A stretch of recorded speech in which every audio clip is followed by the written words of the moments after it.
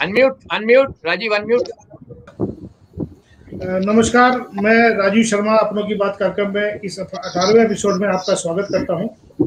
और पिछले 24 अप्रैल से कार्यक्रम की शुरुआत हुई थी और हम लोगों ने लगातार एक प्रयास किया कि सकारात्मक चर्चा हो और सकारात्मक चर्चाओं से जो बातें सामने आई हैं कि रोग प्रतिरोधक क्षमता बढ़ती है, नेगेटिविटी से रोग प्रतिरोधक क्षमता घटती है, तो हम लोगों ने प्रयास शुरू किया। हेडलाइन मैनेजमेंट पे बात किया कि हेडलाइन कैसे चेंज हो, और मुझे लगता है कि हम लोग अपने प्रयास में जो सफल हुए हैं उसकी एक ये बानगीवर है। आने वाले समय में और भी कई सारी चीजें आगे आएंगी।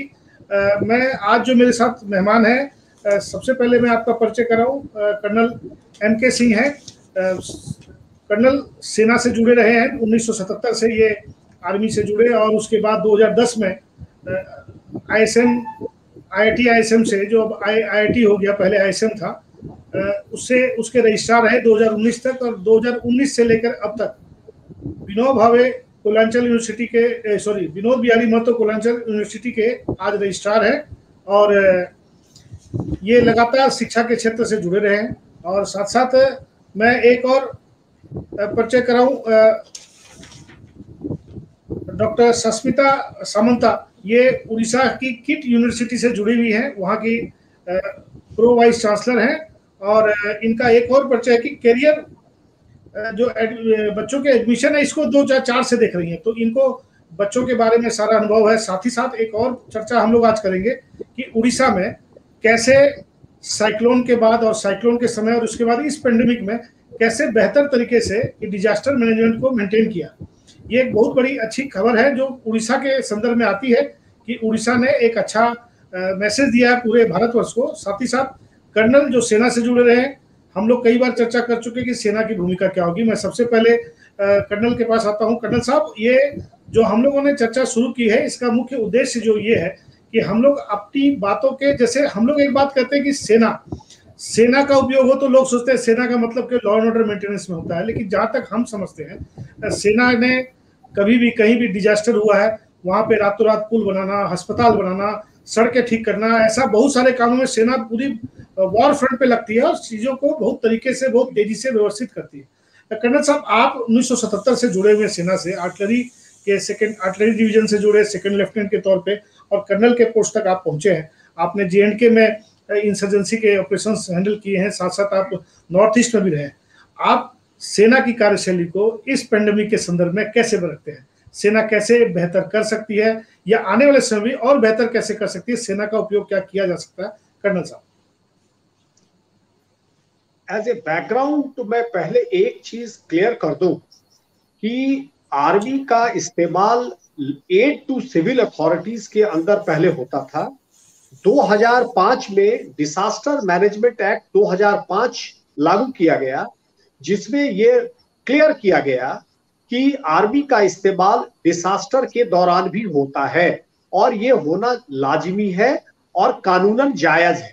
तो कुछ सोशल मीडिया में जो ये बातें चल रही हैं कि आर्मी का इस्तेमाल इसके लिए क्यों किया जा रहा है, मैं समझता हूं गैर कानूनी है और जरूरत पड़ने पर इसका इस्तेमाल किया जाना चाहिए। और दूसरी चीज जो आपने अभी पूछा कि आर्मी का कार्यशैली क्या है, मैं एक चीज बता दूं, आर्मी हमेशा क्राइसिस मैनेजमेंट में माहिर रही है। हमारे जो भी हमारा काम है, हमारा प्रोफेशन है, उसमें रनर्स अप के लिए कोई जगह नहीं होती है। इसलिए हम हमेशा एक विपरीत परिस्थिति में अपने टोटल रिसोर्सेस को किस तरह से समायोजित ढंग से हैंडल करते हुए अपने रिजल्ट को सुनिश्चित करें, हमारा काम करने का इथॉस ही यही होता है। और अब आज के सिचुएशन में या किसी भी डिसास्टर के सिचुएशन में ये कार्यशैली एकदम फिट बैठती है। हमारे पास टोटल जो हमारा ऑर्गेनाइजेशनल स्ट्रक्चर होता है वो बहुत ही सिस्टमेटिक और रिदमिक होता है, जिसमें जहां पर भी इस रिसोर्सेस को अप्लाई करने की जरूरत होती है वो सटीक तौर पे बिना किसी कंफ्यूजन के उसको सीधे तौर पे इस्तेमाल किया जा सकता है। उसमें किसी समय की और किसी तरह के कम्युनिकेशनल एबरेशन या गैप की जगह और गुंजाइश नहीं होती। ये हमारा सबसे बड़ा एडवांटेज है हमारे कार्यशैली का। तो डिसास्टर जब आता है तो डिसास्टर के समय में आप समझिए कि इस तरह की कार्यशैली की ही जरूरत है, और इसीलिए सेना इस समय में हमेशा अपने काम में सफलीभूत होती है। पिछले आए हुए जितने भी डिसास्टर्स हैं, चाहे वो कच्छ का भूकंप हो, उत्तराखंड की त्रासदी हो, सुनामी हो, या जो भी त्रासदी आई, उन त्रासदियों में चाहे वो गैस का रिसाव वाला कांड हो, उन सब जगहों पे फाइनली सेना आकर के ही उसको सफलीभूत ढंग से कंप्लीट करती है। तो इसलिए आज आप देखें, आज के परिप्रेक्ष्य में जब हम इसको देखते हैं तो ये कार्य सेना के आज के परिप्रेक्ष्य में सबसे जो क्रिटिकल इश्यूज हो रहा है वो क्या है? क्रिटिकल इश्यूज है कि सही रिसोर्सेस को सही जगह पर पहुंचा देना सही समय पर, चाहे वो ऑक्सीजन हो, चाहे वो मेडिकल रिसोर्सेज हो, चाहे वो दवाइयां हो, चाहे वो वैक्सीनेशन हो, सही जगह पे होना चाहिए। Point number 1। पॉइंट नंबर 2, सही मैन पावर, सही स्किल्ड मैन पावर सही जगह पे सही समय पे अवेलेबल करना। ये चीजें हमारे पास एक ब्रिकलाइंड स्ट्रक्चर में तैयार रहता है, चाहे वो फील्ड लेवल पे फील्ड हॉस्पिटल्स हो, जनरल हॉस्पिटल्स हो, बेस हॉस्पिटल्स हो, कमांड हॉस्पिटल हो। ये हमारी एक हायरार्की होती है मेडिकल सिस्टम की, जहां पर एक बैटलफील्ड नर्सिंग असिस्टेंट से लेकर के एक एडवांस ड्रेसिंग स्टेशन से लेकर के दिल्ली के आरआर हॉस्पिटल का एक चेन बना हुआ होता है। Depending on severity of the situation filtration करते हुए पेशेंट्स या प्रॉब्लम्स जो है वो वहां तक लाई जाती है, उसका एक चेन बनता है और उसके मुताबिक हमारी एम्बुलेंस ट्रेन होती है, वो सब लेके हम चलते हैं। आज यदि सेना इस चीज को टोटली टॉल पे हैंडल करेगी तो एक चेन में इसको हैंडल करते हुए बखूबी सही समय पर सही रिसोर्सेस को इस्तेमाल किया जा सकता है। आपकी जानकारी के लिए मैं बता दूं कि हमारा जो फील्ड हॉस्पिटल होता है, जो लगभग 4 से 5 हजार सैनिकों के कैजुअलिटी को हैंडल करने के लिए, इंक्लूडिंग ऑपरेशन थिएटर हैंडल करने के लिए केपेबल होता है, वो मुश्किल से 18 से 20 घंटे के अंदर स्टैब्लिश हो जाता है और वो टोटली फंक्शनल हो जाता है, जिसके अंदर ऑपरेशंस तक वो लोग कर सकते हैं, सर्जरी कर सकते हैं। तो आज इस तरह के जो पैंडेमिक हुई है, पैंडेमिक के सभी इक्विपमेंट यदि फौज के पास हो तो मैन पावर और उनकी ट्रेनिंग, उनकी सिखलाई, उनका जो वर्क कल्चर है, उनका जो एक ड्रिल है काम करने का, इसको और सटीक ढंग से आर्मी हैंडल कर सकती है। और देर आए दुरुस्त आए, अभी आर्मी को इसमें इन्वॉल्व किया गया है। और आज मैं चाहता हूं और मेरी सोच है कि आज जो अपने सिविल एडमिनिस्ट्रेशन है, उनको हर एक जगह पर जहां जहां पर मिलिट्री हॉस्पिटल्स या जो भी मिलिट्री के मेडिकल रिसोर्सेस अवेलेबल हैं, उनके साथ एक सही तालमेल बिठा करके और इस सिचुएशन को हैंडल कर सकते हैं। जी, आपने एक अच्छी बात बताई कि आर्मी जो है 18 से 20 घंटे में पूरा सेटअप खड़ा कर सकती है। तो झारखंड में कई ऐसे कैंटोनमेंट एरिया हैं जहाँ पे इस तरह की फैसिलिटी खड़ी की जा सकती है। कहीं ना कहीं मुझे जो लगता है, जो हम लोग महसूस कर रहे हैं, अभी तक वो कोऑर्डिनेशन नहीं बन पाया है। शायद शुरुआत हुई है लेकिन वो स्पीड अभी नहीं आ पाई है। जबकि हम लोग ये बात लगातार सोच रहे थे, लगातार ये विश्वास और ये लगातार जता रहे थे कि पूरे देश में आर्मी का जो रोल है वो सिर्फ और सिर्फ बॉर्डर पे नहीं है। आर्मी सिर्फ बॉर्डर पे लड़ने के लिए नहीं जाती है, आर्मी डिजास्टर मैनेजमेंट में काम करती है। आप चूंकि आप एक आर्मी के अफसर रहे हैं और आपने 1977 में आर्टिलरी में ज्वाइन की सेकंड लेफ्टिनेंट के तौर पे, और एक कमांडेंट के तौर पे भी आपने रेजिमेंट को लीड किया। डॉक्टर साहब, कुछ ऐसे अनुभव बताइए जो आर्मी के कार्यशैली को, काम करने के तरीकों को रिफ्लेक्ट करता हो, न सिर्फ मेडिकल फील्ड में बल्कि एज ए सिविल एम्यूनिटीज को बहाल करने में भी। कैसे वो आप जैसे देखिए, भुज का जो अर्थक्वेक हुआ था, पूरी जमीन मटियामेट हो गई थी।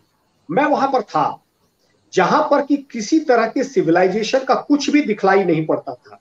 सबसे पहली यूनिट, सबसे पहला यदि बाहर से कोई लोग गए तो फौज के लोग वहां गए थे।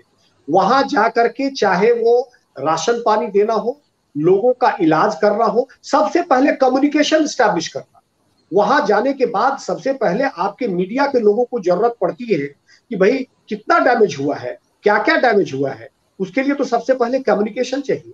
आर्मी का एक सिस्टम कम्युनिकेशन स्टैब्लिश करने का इतना वेल ऑयल्ड होता है कि हम किसी जगह पर पहुंचने के बाद सैटेलाइट कम्युनिकेशन मिनटों में स्टैब्लिश कर लेते हैं और उसके बाद बाहरी दुनिया से उस जगह को हम लोग जोड़ सकते हैं।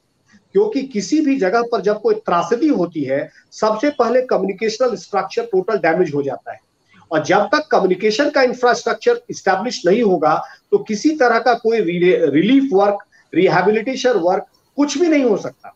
तो हमारी जो कम्युनिकेशन और सिग्नल की यूनिट्स होती है वो इसमें एकदम माहिर होती है और उनके पास सब कुछ मोबाइल होता है, मैनपैक से शुरू होता है और मोबाइल तक होता है और हम लोग इसको फील्ड कंडीशंस में तुरंत एस्टैब्लिश कर सकते हैं, जो कि भुज की त्रासदी के दौरान देखा गया।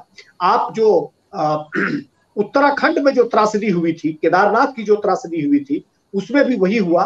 सबसे पहले आर्मी के हेलीकॉप्टर्स के द्वारा कम्युनिकेशन यूनिट्स को वहां पे उतारा गया, उन्होंने कम्युनिकेशन को एस्टैब्लिश किया, तुरंत हेलीपैड वहां पे जल्दी से बना दिया। हेलीपैड बनाने में हमें कुछ घंटे लगते हैं, जहां पर हम हेलीपैड तुरंत मार्क करके हेलीपैड को वहां रिसीव कर सकते हैं। तो ये सब चीजें हमारे यहाँ एक ड्रिल के तौर पर होती है और जल्दी से जल्दी हम लोग इसको एस्टैब्लिश कर सकते हैं। ये बाकी इन सभी त्रासदियों में इस चीज को प्रूव किया जा चुका है। जी, आपको 3 बार आर्मी के गैलेंट्री अवार्ड से नवाजा जा चुका है, आपको सम्मान मिल चुका है। आपने कारगिल में भी ऑपरेशन किए हैं, कारगिल के कुछ अनुभवों को दर्शकों से शेयर आप करना चाहें तो? वो थोड़ी यादें, तो कुछ यादें मुझे एकदम याद है क्योंकि मुझे फौज को छोड़े हुए काफी दिन हो चुका है। देखिए, कारगिल का जो युद्ध था वो एक डिसाइसिव युद्ध था और उसमें पहली बार फायर पावर के प्रिपॉन्डरेंस की भूमिका को पूरी तरह से दिखाया गया। किस तरह से फायर पावर, चूंकि मैं आर्टिलरी का हूं और जो बोफोर्स गने आपको दिखाई जाती है या मिसाइल्स को फायर करते हुए दिखाई जाती है, मैं उसका बहुत एक्टिव मेंबर रहा हूं, मैंने उसमें हिस्सा लिया है और मिसाइल्स का मैं पहला बॉस रहा हूं मिसाइल सिस्टम का, अपने जितने मिसाइल यूनिट्स हैं। तो पहली बार वहां पे इन सब फायर पावर का क्या प्रिपॉन्डरेंस है, इसका क्या महत्व है, कारगिल की लड़ाई में दिखाई पड़ा। और जिस तरह से एक विपरीत परिस्थितियों में वहां हम लड़ रहे थे, एक सो कॉल्ड इंटेलिजेंस फेलियर के कारण पाकिस्तानी आकर के ऊपर बैठ गए थे और रजाकार के तौर पर आकर बैठ गए थे, हम लोग नीचे थे, वो हाइट पे बैठे हुए थे और उसके बाद भी हम लोगों ने किस तरह से उनको खदेड़ा और किस तरह से उन जगहों पर जाकर के हमने, हमारे वीर जाबाजों ने कैप्चर किया। और चूंकि फायर पावर से उसको न्यूट्रलाइज करने के बाद और जिस तरफ से वो सोच नहीं सकते थे, उन रास्तों से हमारे इन्फेंट्री के जाबाज सिपाही उन पहाड़ों पे चढ़े और हमने उनको मुंह की खिलाई और हमने वहां पर जीत हासिल की। कारगिल एक बहुत इम्फैटिक और डेफिनेटिव विक्ट्री थी और जिसको हमारे जवानों ने, अफसरों ने, अब कुछ लोगों ने अपने जान की बाजी लगाकर उसको हम लोगों ने जीता, जो आज पूरी दुनिया उसके ऊपर एक नमूना देती है और हम सिपाहियों को इसके ऊपर फख्र है। जी, हम लोग ये जो चर्चा आज कर रहे थे, इस चर्चा में हम लोग के साथ जो दूसरी मेहमान है डॉक्टर सास्मिता समंत। डॉक्टर साहब, ये जो आज की जो चर्चा है, देखिए हम लोगों ने शुरू की है कि डिजास्टर मैनेजमेंट में आर्मी का रोल कैसे हो सकता है। अभी उड़ीसा के संदर्भ में अगर हम लोग बात करें तो उड़ीसा ने डिजास्टर मैनेजमेंट में बहुत अच्छा काम किया है इस पेंडेमिक के समय, और पिछले समय में भी उड़ीसा ने एक बेहतर, जब वहाँ पे ये आई थी, साइक्लोन आई थी, उसमें भी काफ़ी अच्छा मैनेज किया था। इस बार जो पेंडेमिक है, उड़ीसा से ही अच्छी खबरें आ रही है, उड़ीसा बेहतर तरीके से मैनेज कर रहा है। मैडम, थोड़ा सा आप उसको ब्रीफली हम लोग को बताएंगी और ये सूचना हम लोग और जगह तक भी पहुंचाने का प्रयास करेंगे कि उड़ीसा कैसे करेंगे। जी मैडम, आप अनम्यूट कर लीजिए प्लीज।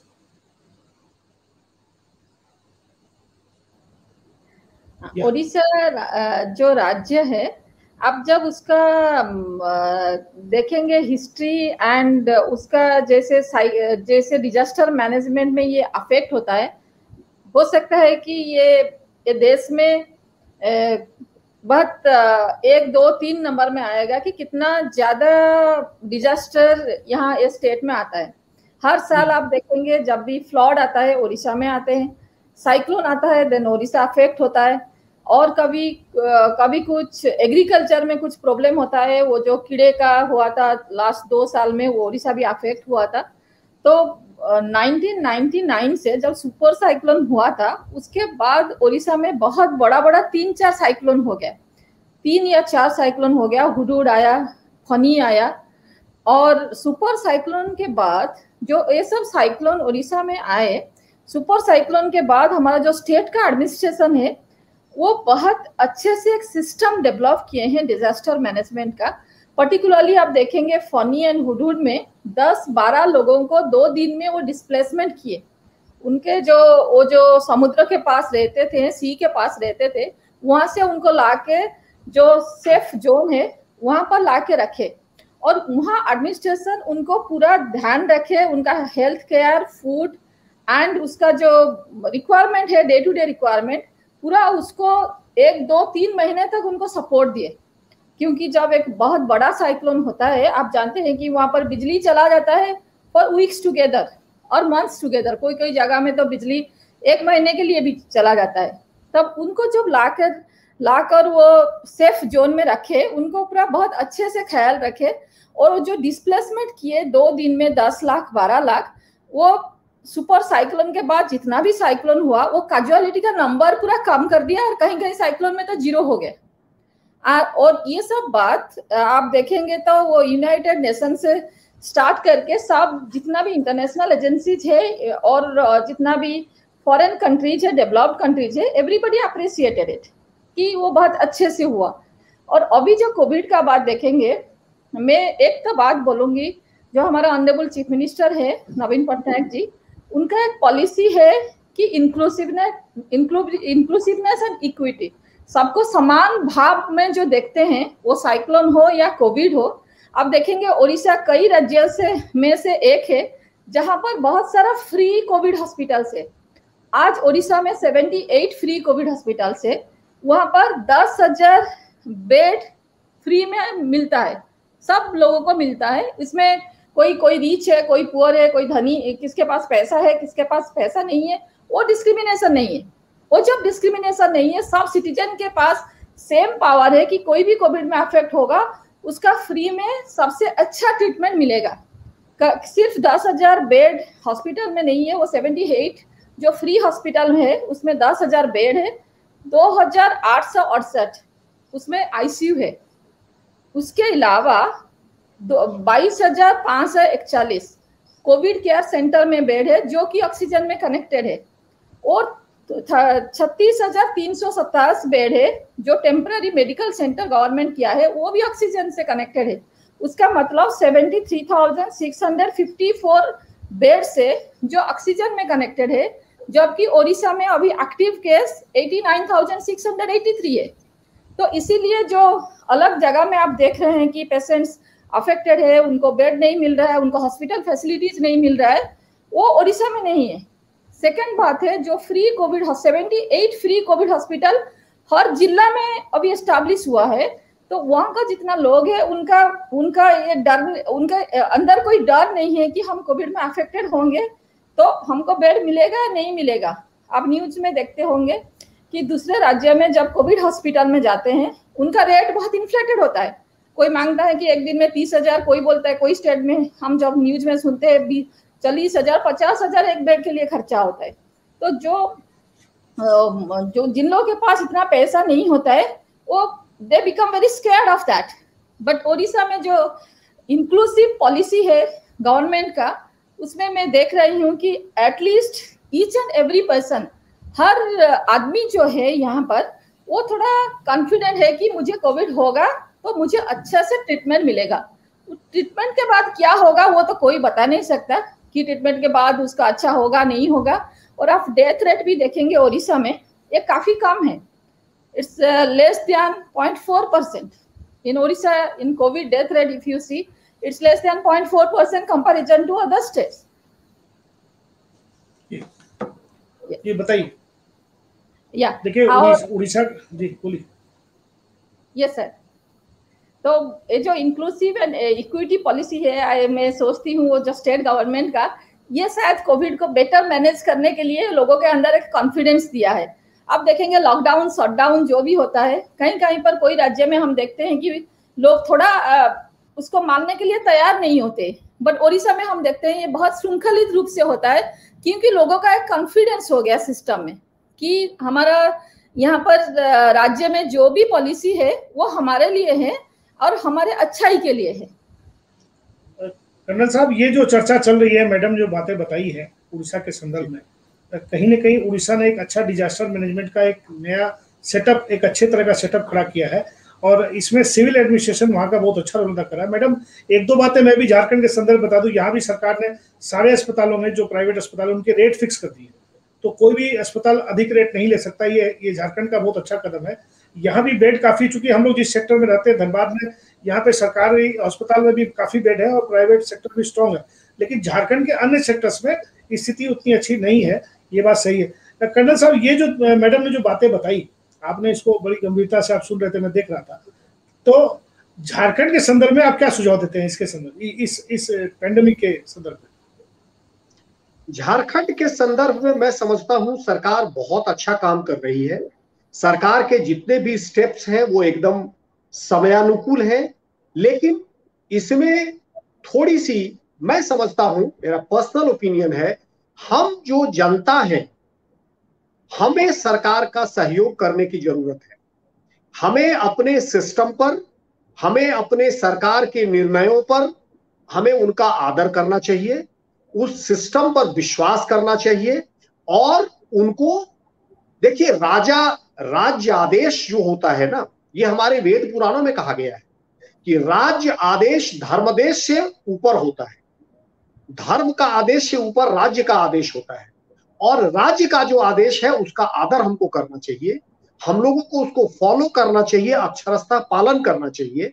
सरकार आज जो भी कर रही है अपने कंस्ट्रेंट्स के अंदर, जो उनके बंधन है, जो उनके सीमित साधन है, उसके मुताबिक सरकार काम कर रही है और हम लोगों को उसको ध्यान में रखते हुए, सरकार के निर्णयों का आदर करते हुए, उस पर विश्वास करते हुए, सभी सरकार के दिए गए निर्देशों का उत्साहपूर्वक पालन करना चाहिए। एक, यदि कोई दूसरा गलती कर रहा है तो उसको अनुरोध करना चाहिए कि आप ऐसे गलती ना करें। दूसरों की तरफ देख करके कि वो गलती कर रहा है तो मैं क्यों ना करूं, मैं समझता हूं सबसे पहले अपने आप को करेक्ट करना चाहिए।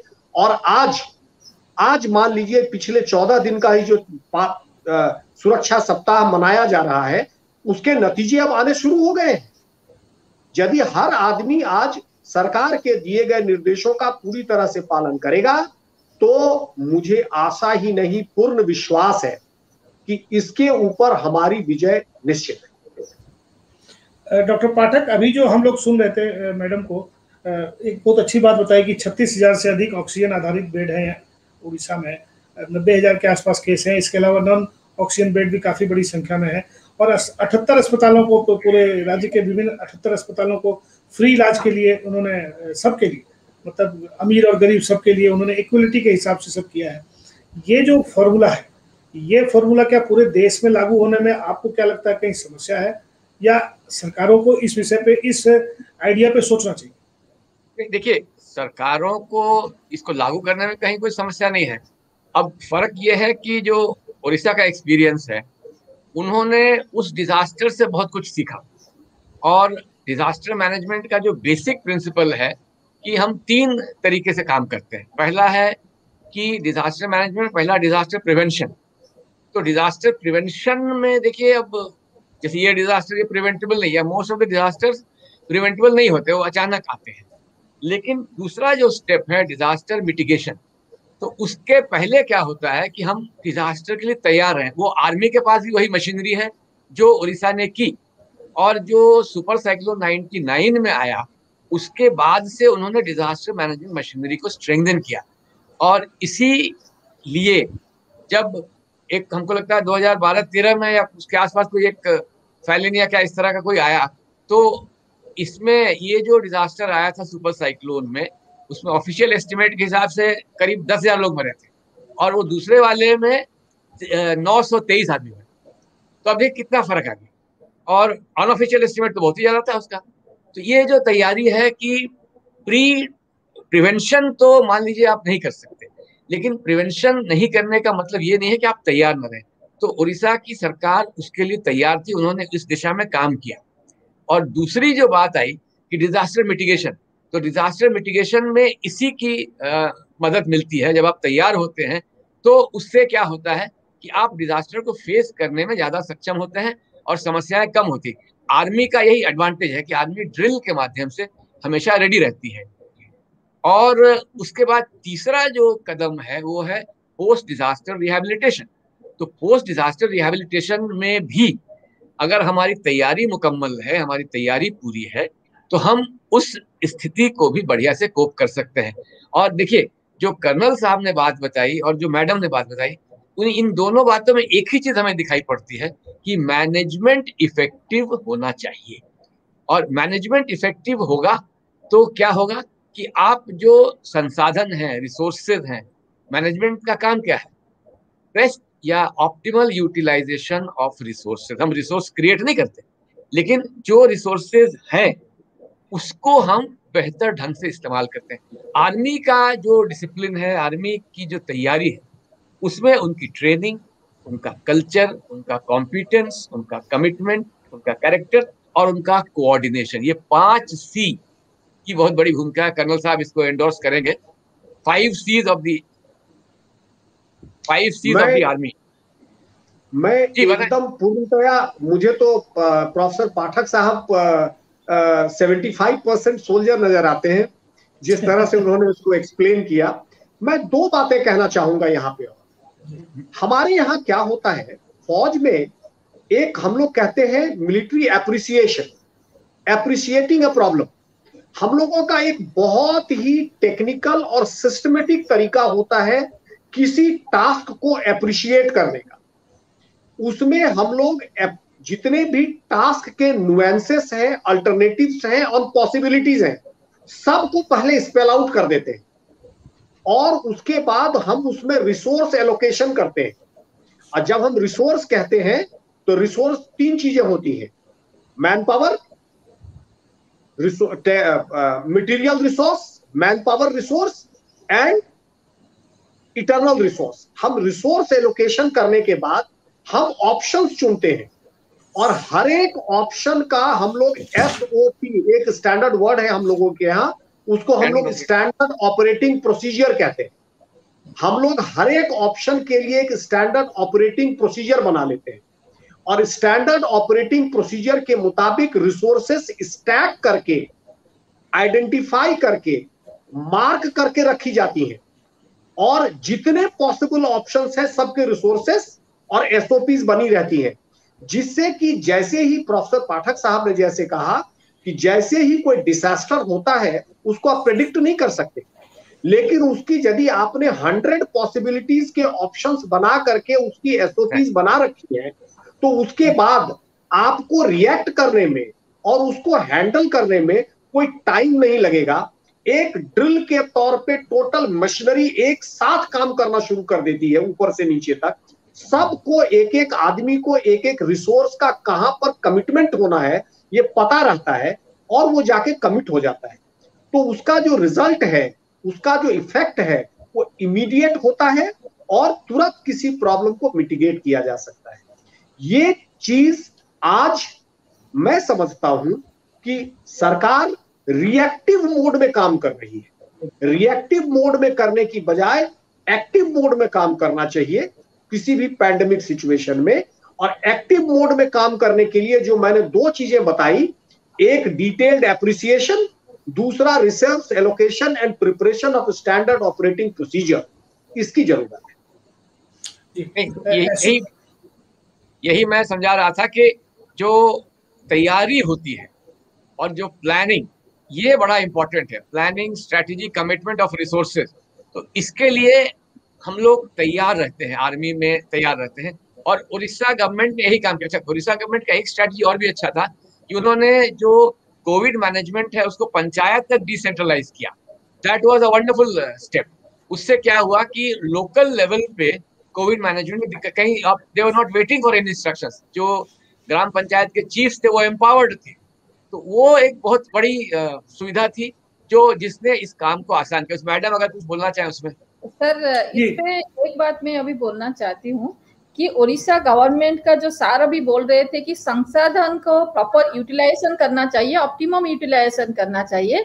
उड़ीसा गवर्नमेंट में जो हमारा जो गवर्नेंस सिस्टम है वो जो स्टेट का जो डिफरेंट ऑर्गेनाइजेशन है, इंस्टीट्यूशन है, उसका ऊपर बैंक अपन किए। आप देखिए जो उड़ीसा का कोविड मैनेजमेंट सिस्टम है उसमें जितना भी गवर्नमेंट हॉस्पिटल से वो इन्वॉल्व है, जितना प्राइवेट हॉस्पिटल से वो इन्वॉल्व है, corporates are involve in the form of CSR grants, and जो हेल्थ केयर वर्कर्स है, PSC का लोग है और पंचायत लेवल्स का वर्कर है, वो भी इन्वॉल्व है इन कोविड केयर सेंटर और जो टेम्पररी मेडिकल सेंटर है उसका केयर लेने के लिए।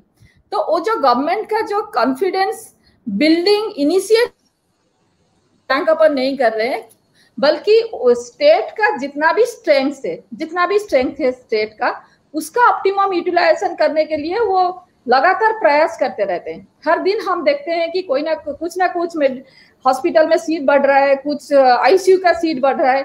अभी आप देखेंगे उड़ीसा गवर्नमेंट का और एक इनिशिएटिव है, अभी जो कोविड वैक्सीनेशन हो रहा है, कोविड वैक्सीनेशन के लिए स्टेट सेंटर के अंदर जो चल रहा था कि कैसे वैक्सीनेशन होगा, कितना प्राइस होगा, immediately chief minister of Odisha declared कि ओडिशा में जितना भी लोग है सबके लिए वैक्सीन फ्री है। Anyone and everyone can take vaccine anywhere at free of cost. तो अभी और जो चल रहा था कितना पैसा प्राइवेट में होगा, कितना गवर्नमेंट में होगा, कितना सेंट्रल इंस्टीट्यूशंस में होगा, वो जो एक कंफ्यूजन था और लोगों के मन में भी बहुत ज्यादा कंफ्यूजन कर रहा था कि कहाँ जाएंगे, कैसे वैक्सीनेशन होगा, कौन कहाँ जाएगा, वो कंफ्यूजन पूरा दूर हो गया। तो वो जो मैं बोल रही थी इक्वालिटी पॉलिसी तो एक है, और एक है the confidence in the system. जो भी सिस्टम बिल्डअप हुआ है स्टेट में, वो सिस्टम का ऊपर कॉन्फिडेंस और लोग जो है ओडिशा का उनका ऊपर कॉन्फिडेंस, वो जो विश्वास होता है, I think that trust is driving the whole system in Odisha. That is very important because if you don't have trust in the system तो chaos हो जाएगा। और chaos बाहर दूसरी जगह देखने को मिला, दिल्ली में देखने को मिला, नोएडा में देखने को मिला, क्योंकि सिस्टम में ट्रस्ट नहीं था। तो ये जो चीज है ये बहुत इंपॉर्टेंट है। और इसमें जो बेसिक रोल है 3 चीजों का। एक तो है कि डिसेंट्रलाइजेशन, दूसरा डेलीगेशन और तीसरा एम्पावरमेंट। ये जो तीनों चीजें हुई ये इंपॉर्टेंट थी। अब अगर सेंट्रलाइज्ड मॉडल में आप चलेंगे तो थोड़ा समस्या जी। अभी जो बात हुई कि मैक्सिमम यूटिलाइजेशन ऑफ द जो हमारे पास उपलब्ध संसाधन है उसका मैक्सिमम यूज करना। दूसरा है कि इसके लिए 100 तरह के रोल को खड़ा कर लेना कि हमारे साथ किस किस तरह की स्थिति आ सकती है और उसको कैसे हम हैंडल करेंगे। कर्नल साहब ने जो बात कही, इन दोनों बातों को अगर हम लोग तोड़ में देखें तो उस संदर्भ में हम लोग ये देखते हैं कि पूरे देश में लगभग कई जगह ऐसा हो रहा है जहाँ पे ये सिस्टम लगभग काम नहीं कर रहा है। कुछ स्टेट ने अच्छा उदाहरण पेश किया है, उसमें झारखंड ने भी एक बेहतर उदाहरण पेश किया। विशेषकर मैं धनबाद और रांची की बात करूं तो वहाँ बेड्स काफी बढ़े, लेकिन 20 सालों में जो झारखंड बना, 20 साल पहले, 21 साल हो गए, 21वें साल में प्रवेश कर चुके हैं हम लोग, लेकिन इन 20 सालों में हम लोग अपने हेल्थ इंफ्रास्ट्रक्चर को बिल्डिंग बना के तो बिल्डअप कर पाए हैं, बट जो उनको बेसिक चाहिए, doctors, nurses, paramedic staff and other जो रिक्रूटमेंट है वो काफ़ी स्लो हुआ। और ये वही बात होती है कि जब हम लोग को पानी की आवश्यकता होती है, जब कभी कोई प्रॉब्लम आती है तो हम लोग कुआं खोदने निकल जाते हैं। क्या डॉक्टर प्रमोद पाठक इस बारे में आप क्या कहेंगे? जी, लॉन्ग रेंज प्लानिंग का कॉन्सेप्ट थोड़ा कमजोर है, तो हम पर्सपेक्टिव प्लान पे नहीं चलते हैं। मैंने कहा ना कि मुझे याद है कि हम लोग हमारे डिपार्टमेंट को और हमारे इंस्टीट्यूट को, बल्कि Orissa state pollution control board ने एक काम दिया था, मुझे लगता है 2000 में और 2000 के आसपास, और उसमें 3 इनके मोस्ट बैकवर्ड एरियाज थे, तालचेर, मेरामुंडली और अंगुल। इन तीनों एरिया का पर्सपेक्टिव प्लान बनाने का हम लोगों को काम दिया था, and they were planning 25 years from then. तो ये जो चीज है, ये स्ट्रैटेजिक प्लानिंग का कॉन्सेप्ट, लॉन्ग रेंज प्लानिंग का कॉन्सेप्ट, इसका फायदा ये होता है कि हम जो है जिस तरह पॉपुलेशन बढ़ता है उसके डिमांड्स को ध्यान में रखते हुए आगे की प्लानिंग करते हैं। और जब आप ये इसके लिए तैयार नहीं होते हैं तो आप क्योस फेस करते हैं।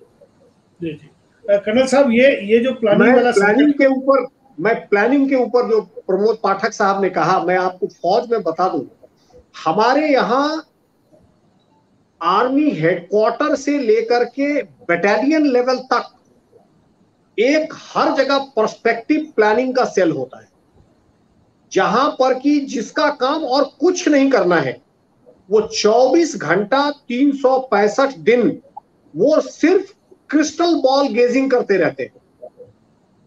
Possible options, possible solutions, possible resource allocation. उसके बाद एक चीज हम लोग करते हैं, हमारे यहाँ फेमस वर्ड जो कहते हैं वॉर गेमिंग। हम लोग आपस में ही एक एडवर्सरी और एक ब्लू लैंड एक रेड लैंड बन जाते हैं और हर ऑप्शंस के ऊपर वॉर गेमिंग करते हैं।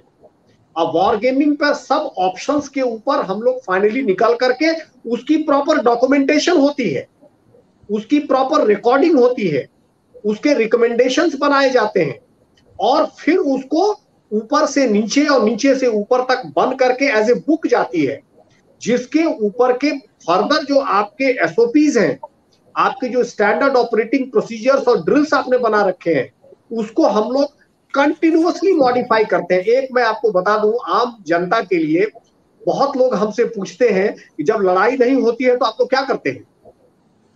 आपका काम तो सिर्फ लड़ाई को लड़ना है, जब लड़ाई नहीं होती है तो क्या करते हैं? तो जो मैंने आपको ये पूरा प्रोसीजर बताया, ये जब लड़ाई नहीं होती है तो हम लोग यही करते हैं। हमारे यहाँ एक कहावत है, more you sweat during peace, you will bleed less in war. तो हम इसी में स्वेट करते हैं। Perspective planning, practicing of all those planning, crystal ball gazing of those planning, changing of reviewing of your drills and procedures and SOPs, फिर further उस पर आगे चलते हैं।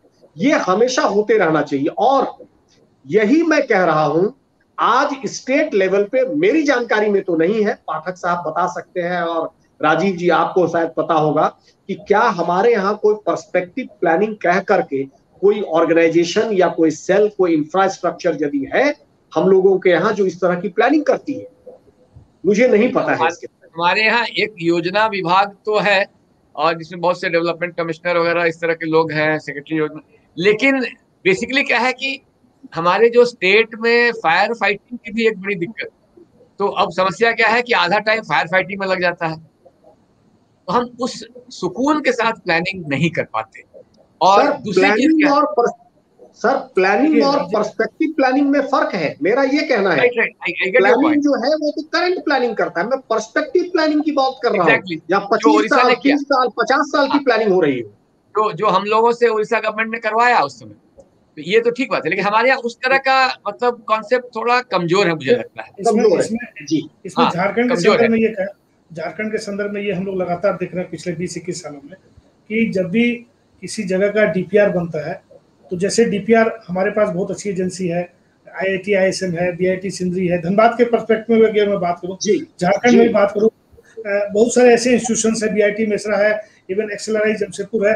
पूरे झारखंड के समग्र विकास के लिए कोई अगर प्लानिंग बना सकता है, कोई एजेंसी बना सकती है, झारखंड के अंदर मुझे लगता है कि सारे इंफ्रास्ट्रक्चर मौजूद है। हमें इंफ्रास्ट्रक्चर डेवलपमेंट करने के लिए, डीपीआर बनवाने के लिए भी बाहर की एजेंसी को हायर करना पड़ता है, जिसको कि यहाँ के बारे में आइडियाज नहीं है, और वो यहाँ करके डीपीआर बनाती है। वो डीपीआर का खेल हम लोग क्या लगातार कई सालों से चलते जा रहा है। तो ये अलग सब्जेक्ट है, क्योंकि हम लोग बातचीत करते हैं पर्सपेक्टिव प्लानिंग और प्लानिंग के। आपने जो बात बताई सेना के, ठीक मुझे लगता है कि उड़ीसा गवर्नमेंट ने भी सेना के उसी रूल को फॉलो किया कि क्या क्या संभावनाएं इस डिजास्टर में हो सकती है, या इस तरह के डिजास्टर जब आएंगे तो ऐसी कितनी संभावना होगी, उस संभावनाओं से बचने के लिए हमारे पास क्या क्या विकल्प मौजूद होने चाहिए, क्या क्या हमारी तैयारी होनी चाहिए। मैं मैडम को बधाई देता हूं, मैडम ने बहुत सारी बातें हम लोग को बताई है। मैडम और थोड़ा सा ये बताएंगे, जैसे अभी झारखंड को जो बातें आपने सुनी हम लोग के संदर्भ में, हम लोग क्या जो हो रहा है वो बेहतर है, इसमें कोई दो मत नहीं है कि झारखंड ने पहले से काफी इंप्रूव किया है। पिछले 5-6 सालों में धनबाद की मेडिकल फैसिलिटीज भी बढ़ी है, इवन झारखंड में भी मेडिकल फैसिलिटी अपग्रेड हुई है। आप झारखंड के संदर्भ में जो आप देख रही हैं, जो सुन रही हैं, उसके संदर्भ में आप क्या सुझाव देना चाहती है झारखंड के लोगों को या झारखंड की सरकार को? सर, प्रोस्पेक्टिव प्लानिंग स्ट्रैटेजी वो तो ठीक बात है, हम एक मैनेजमेंट में पढ़ाते हैं सेंट्रल लीडरशिप, कि वो सेंट्रल लीडरशिप में ऐसा होता है कि जो हेरार्की होता है, जब डिजास्टर आता है वो हेरार्की में काम करे तो maybe it will take lots of time, ये बहुत ज्यादा टाइम कंज्यूम करता है, और हम जब नतीजे में पहुंचे तो तब वो टाइम चला जाएगा, तो वो नहीं रहेगा। डिजास्टर का कब होगा, कैसे होगा, किसी को पता नहीं चलता। वो जो सेंट्रल लीडरशिप होता है, वहाँ जो जॉब होता है, job becomes the link between the authority and the executors. जो काम का जो जरूरत है वो हो जाता है तब basic objective, the basic link between the authorities, क्या करना है, स्ट्रैटेजी क्या है और एग्जीक्यूशन क्या होगा। आप अभी ओडिशा का जो प्रोस्पेक्टिव प्लानिंग बोल रहे हैं, कर्नल सिंह बोल रहे हैं, प्रोफेसर पाठक बोल रहे हैं, वो जो प्रोस्पेक्टिव प्लानिंग गवर्नमेंट करता है, no doubt it's the robust plan, but आप देखेंगे जो एग्जीक्यूशन प्लान, जो मैं बोली कि सब इंस्टीट्यूशनल सिस्टम अच्छे से काम कर रहे हैं। जैसे कि आप किट का उदाहरण लेंगे, किट अभी 4 कोविड हॉस्पिटल चला रहा है, एक भुवनेश्वर में चल रहा है गवर्नमेंट का एक कोविड हॉस्पिटल, और 3 हॉस्पिटल 3 डिस्ट्रिक्ट में चला रहा है, जैसे कि बलांगीर में चला रहा है, बारिपदा में चल रहा है, कंधामाल में चला रहा है, 4 हॉस्पिटल चला रहा है। हमारा जो फाउंडर है अच्युतानंद सामंत सर, वो थोड़ा सोशल सर्विस में बहुत ज्यादा इन्वॉल्व है, आपको भी पता होगा कि किट की सोशल सर्विसेज में बहुत ज्यादा इन्वॉल्व है, इसलिए हमको अभी जो टाइम्स हायर एजुकेशन में ज्यादा इम्पैक्ट क्रिएट करने के लिए इन एजुकेशन सेक्टर एवं टॉप 300 प्लेस मिला ग्लोबली, तो we are among 200 to 300 globally times higher education ranking में वर्ल्ड का। तो वो जो सोसाइटी का कनेक्शन बिल्डअप करना है, वो जो सिस्टम बिल्डअप करना है, मैं बोलूंगी हाँ गवर्नमेंट का स्ट्रैटेजिक प्रोस्पेक्टिव प्लान बहुत अच्छा है, बट एग्जीक्यूशन लेवल में जो इंस्टीट्यूशंस एग्जीक्यूट कर रहे हैं वो भी बहुत पैशनेटली कर रहे हैं। क्योंकि यहाँ ओडिशा में मैं सोचती हूँ जो डिजास्टर बहुत अगेन एंड अगेन होता है, बहुत बार होता है, तो जो इंस्टीट्यूशन है वो भी बहुत कंपैशनेट हो जाते हैं ये सब इवेंट्स के लिए, एंड इन ईयर्स उनका भी कॉम्पिटेंसी डेवलप करता है कि कैसे पैशनेटली वो डिजास्टर को एड्रेस करे। और वो जो पैशन इंस्टीट्यूशंस का भी डेवलप किया है ह्यूमन सर्विसेज के लिए, मैं सोचती हूँ कि ओडिशा का जो इंस्टीट्यूशंस का जो वो passion commitment for the society, ये भी कोविड को एड्रेस करने के लिए बहुत ज्यादा एक भूमिका निभा रहा है। ये नहीं है कि सिर्फ प्लानिंग अच्छा है, ये प्लानिंग तो बहुत अच्छा है, प्लानिंग नहीं होने से तो नहीं होता होगा, बट और एक लेवल में हम आएंगे कि लोग कैसे एक्सेप्ट कर रहे हैं। जैसे कोविड हॉस्पिटल हुआ, कोविड केयर सेंटर हुआ, हर दिन कुछ ना कुछ न्यू गाइडलाइंस आ रहा है। हम देखते हैं टीवी चैनल्स में हर दिन 1 घंटा कोविड का चर्चा होता रहता है कि अभी कोविड का सिम्टम क्या आ रहा है, नया वायरस कैसे आ रहा है, कि लोग ये वायरस में अफेक्टेड होने के बाद लोगों का कैसा स्वभाव रहता है, वो कैसे रिएक्ट करते हैं। ये वायरस में जो अफेक्ट होता है वो उनका जो पेशेंट्स होते हैं उनका डे 1, डे 2, डे 3, डे 4 में उनका क्या क्या सिम्टम आता है, उसको कैसे ट्रीट करना चाहिए, कब हॉस्पिटल जाना चाहिए, कब हॉस्पिटल से आना चाहिए। तो ये सब बात जो डिस्कशन होता है, मैं देखती हूँ कि ओडिशा का भी जो लोग है वो भी बहुत सेंसिटिव है।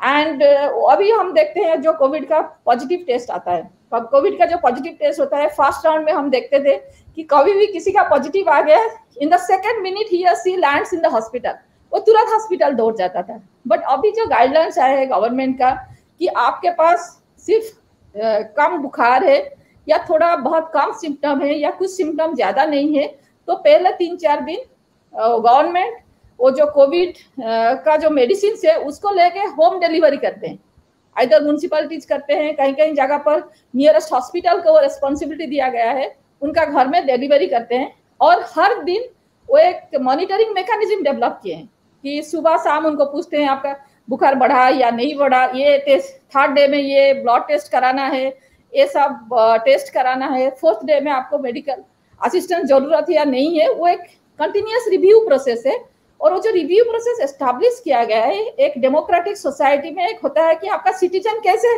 उसको रिएक्ट करता है, कैसे उसको एक्सेप्ट करता है। और जो एक्सेप्टेबिलिटी लेवल मैं सोचती हूँ कि ओडिशा सिटीजन के पास भी बहुत ज्यादा है, जो गवर्नमेंट प्लान करता है, इंस्टीट्यूशन एग्जीक्यूट करते हैं, और जो लोग एक्सेप्ट कर रहे हैं उसको, और उनका कॉन्फिडेंस है कि हम इसको एक्सेप्ट करेंगे तो हम अच्छे हो जाएंगे और हम लीस्ट अफेक्टेड होंगे, उसमें भी बहुत ज्यादा I can say that the sensitivity of the people plays a major role in this. There is one more thing madam, एक मिनट, जो आपकी गवर्नमेंट ने वैक्सीनेशंस के लिए ग्लोबल टेंडर जो किया, हाँ, तो उसका भी तो एडवांटेज मिलेगा ना। हाँ, ग्लोबल टेंडर में तो अभी 1 लाख कोविशील्ड भी आ गया उड़ीसा गवर्नमेंट में। आज you all are saying that Odisha government is very proactive in disaster management. There is no doubt in this. We have got a very good leadership in last 2 decades. हमको 2 दशंधि से बहुत अच्छा leadership मिल रहा है state को। And Odisha proactive होके जाके Covishield procure किया, 1 लाख अभी आ गया, जहाँ हर होल मैंने देश भर अभी देखते हैं कि वैक्सीन का सटेज चल रहा है, बट ओडिशा में लोगों को वैक्सीन मिल रहा है। कल से हम देख रहे हैं कि गाड़ी में वो सिटी के अंदर घूम घूम के वैक्सीनेशन दे रहे हैं, क्योंकि जिनको फर्स्ट डोज वैक्सीनेशन मिला था, सेकेंड डोज नहीं मिला था, तो those people were on panic कि क्या होगा, हमको सेकेंड डोज नहीं मिलेगा तो क्या होगा, इसलिए वो हर गली में जाके दे रहे हैं सेकेंड डोज जो लोग नहीं लिए थे।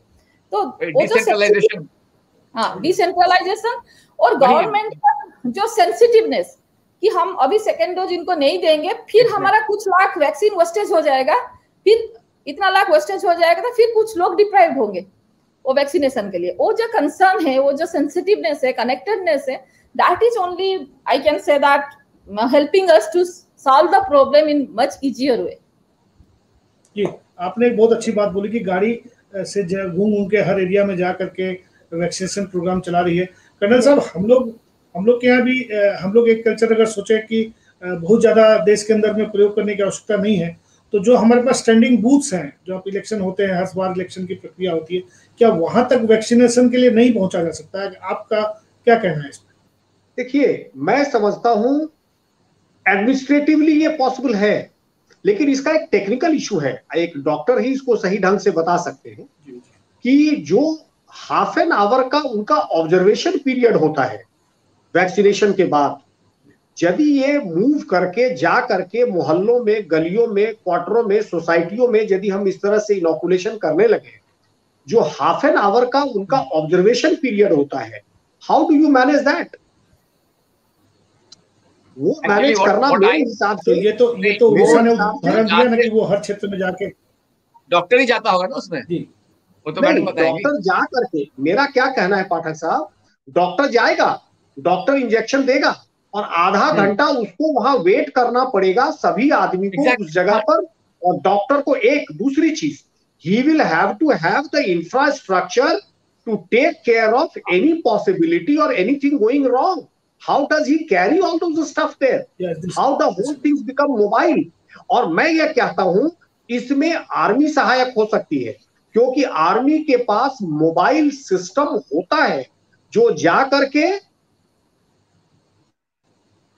राइट जी, जो जा करके डॉक्टर साहब उसको वहां पे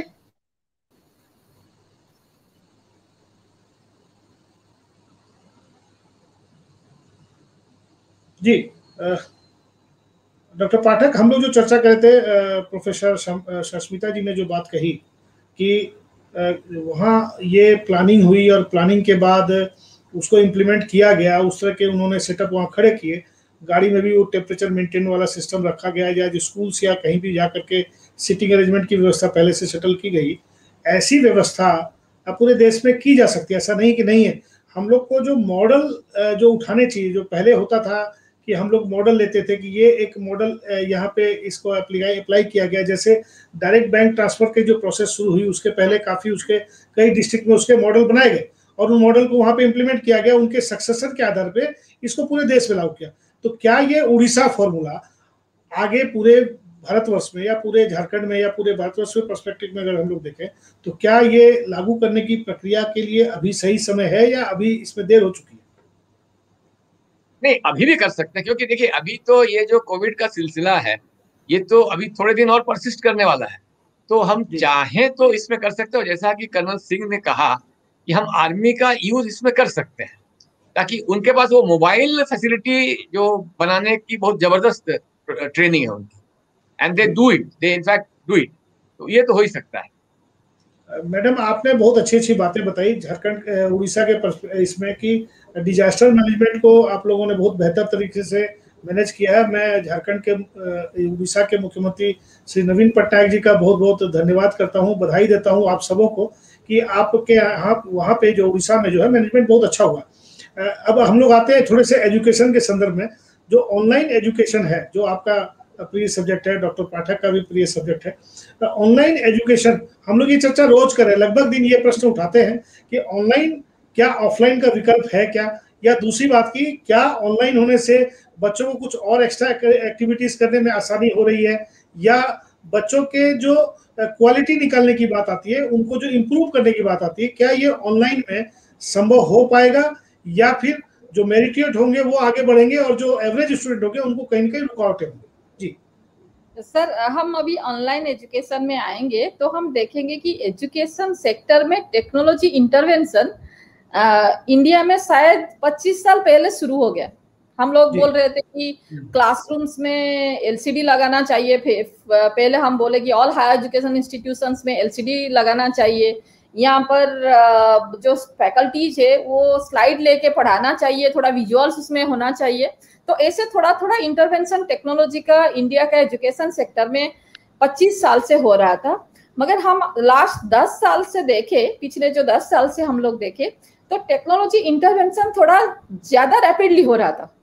तो हम स्मार्ट क्लासरूम के बात कर रहे थे, हर यूनिवर्सिटी, हर एकेडमिक इंस्टीट्यूशंस में हम लोग जो स्मार्ट क्लासरूम, डिजिटल क्लासरूम, आप जो देखेंगे नेशनल नॉलेज कमीशन का जो रिपोर्ट था कि हर यूनिवर्सिटी को 1 GB कनेक्टिविटी दे दिया गवर्नमेंट ऑफ इंडिया ने, ताकि वहाँ का जो बच्चे हैं तो वो अच्छे से इंटरनेट के थ्रू, दूसरा जो IITs, IIMs, central level institutions में जो अच्छे फैकल्टीज पढ़ा रहे हैं उनका बेनिफिट वो बच्चे ले। तो इस तरह का बहुत सारा प्लान पिछला 10-15 साल में एक कंट्री, एक देश में हो रहा है। वो जो प्लान सब हो रहा है उसका एक इम्पैक्ट था। स्लोली जो एकेडमिक इंस्टीट्यूशन है, पर्टिकुलरली जो उच्च शिक्षा में जो इंस्टीट्यूशन है, वो थोड़ा थोड़ा ऑनलाइन एजुकेशन को जो रेगुलर एजुकेशन सिस्टम से इंटीग्रेट कर रहे थे। क्लास में हम लोग जब पढ़ाने जाते हैं, हम सिर्फ वहाँ पर लेक्चर मेथड अभी यूज नहीं करते, हम बहुत सारा NPTEL, ओपन मूक्स का जो रिसोर्सेस है उसको भी यूज करते हैं। जो टेक्नोलॉजी है, मैं बोल रही हूँ स्मार्ट क्लासरूम में LCDs, LEDs, वो सब भी यूज करते हैं, और बच्चों को ज्यादातर क्लास में एंगेज रखने के लिए ट्राई करते हैं। क्योंकि अभी इंफॉर्मेशन बेस इतना स्ट्रांग हो गया है कि बच्चों के पास हमसे बहुत ज्यादा इंफॉर्मेशन है, कोई भी सब्जेक्ट का इंफॉर्मेशन बच्चों के पास बहुत ज्यादा है। अभी टीचर्स का एक रेस्पॉन्सिबिलिटी होता है कि वो बच्चों को वो इंफॉर्मेशन के साथ कैसे समाज में जुड़ा जाए, वो प्रोसेस सिखाना है। अभी सबके पास इंफॉर्मेशन है, बच्चों के पास इंफॉर्मेशन है, वो इंफॉर्मेशन का ऑथेंटिसिटी एक बात है, क्योंकि अभी जो गूगल में जो इंफॉर्मेशन ओवरलोडिंग, बहुत ज्यादा इंफॉर्मेशन आ रहा है, क्या सही है क्या गलत है, बच्चों को क्या सीखना है, क्या सही इंफॉर्मेशन कैसे लेना है इंफॉर्मेशन सोर्सेज से, और वो इंफॉर्मेशन के जरिए वो समाज में कैसे जुड़े, उसका जो सपना है, उसका जो एस्पिरेशन है, उसके साथ में वो समाज में कैसे जुड़े। अभी टीचर का रोल वही है। तो हम ये सब मीडिया, ये सब टेक्नोलॉजी यूज करके बच्चों को जोड़ रहे थे। बट अभी जब कोविड पैंडेमिक आ गया, हम सडनली जो फिजिकल सिस्टम ऑफ लर्निंग था, कि आप देखेंगे कि online learning, physical system of learning, हम जब बात करते हैं, क्लासरूम के अंदर जो टीचर स्टूडेंट का कन्वर्सेशन होता है फिजिकल लर्निंग में, उसमें कन्फाइंड नहीं है।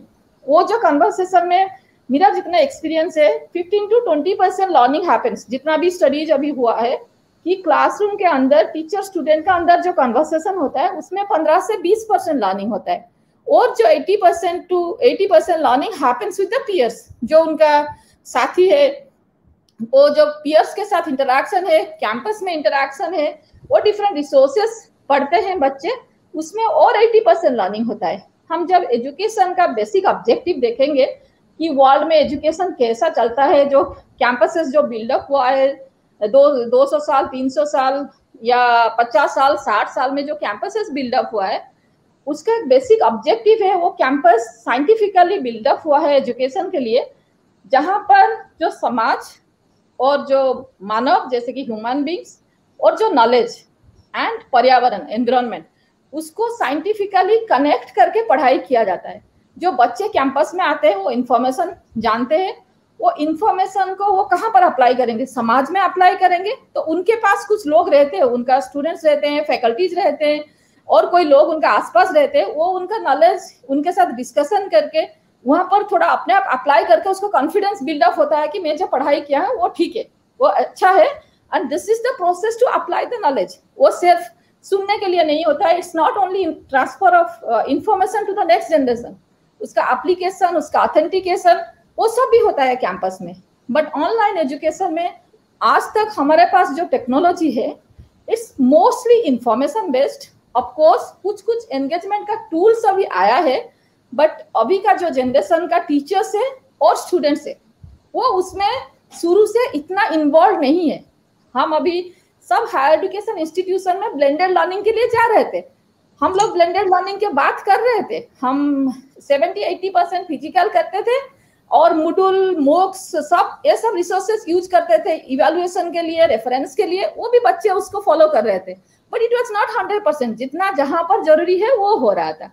अभी जो 100% हम ऑनलाइन चले गए, neither teacher nor students are accustomed with this system since years. उनका एक पढ़ने का, एक जानने का तरीका डिफरेंट हुआ है 10-20 साल में। अभी हम तुरंत उनको बोलेंगे कि ऑनलाइन एजुकेशन, टीचर आएंगे ऐसे स्क्रीन को देखो दिन भर 6 घंटा 7 घंटा, तो may be because of that it's not so effective.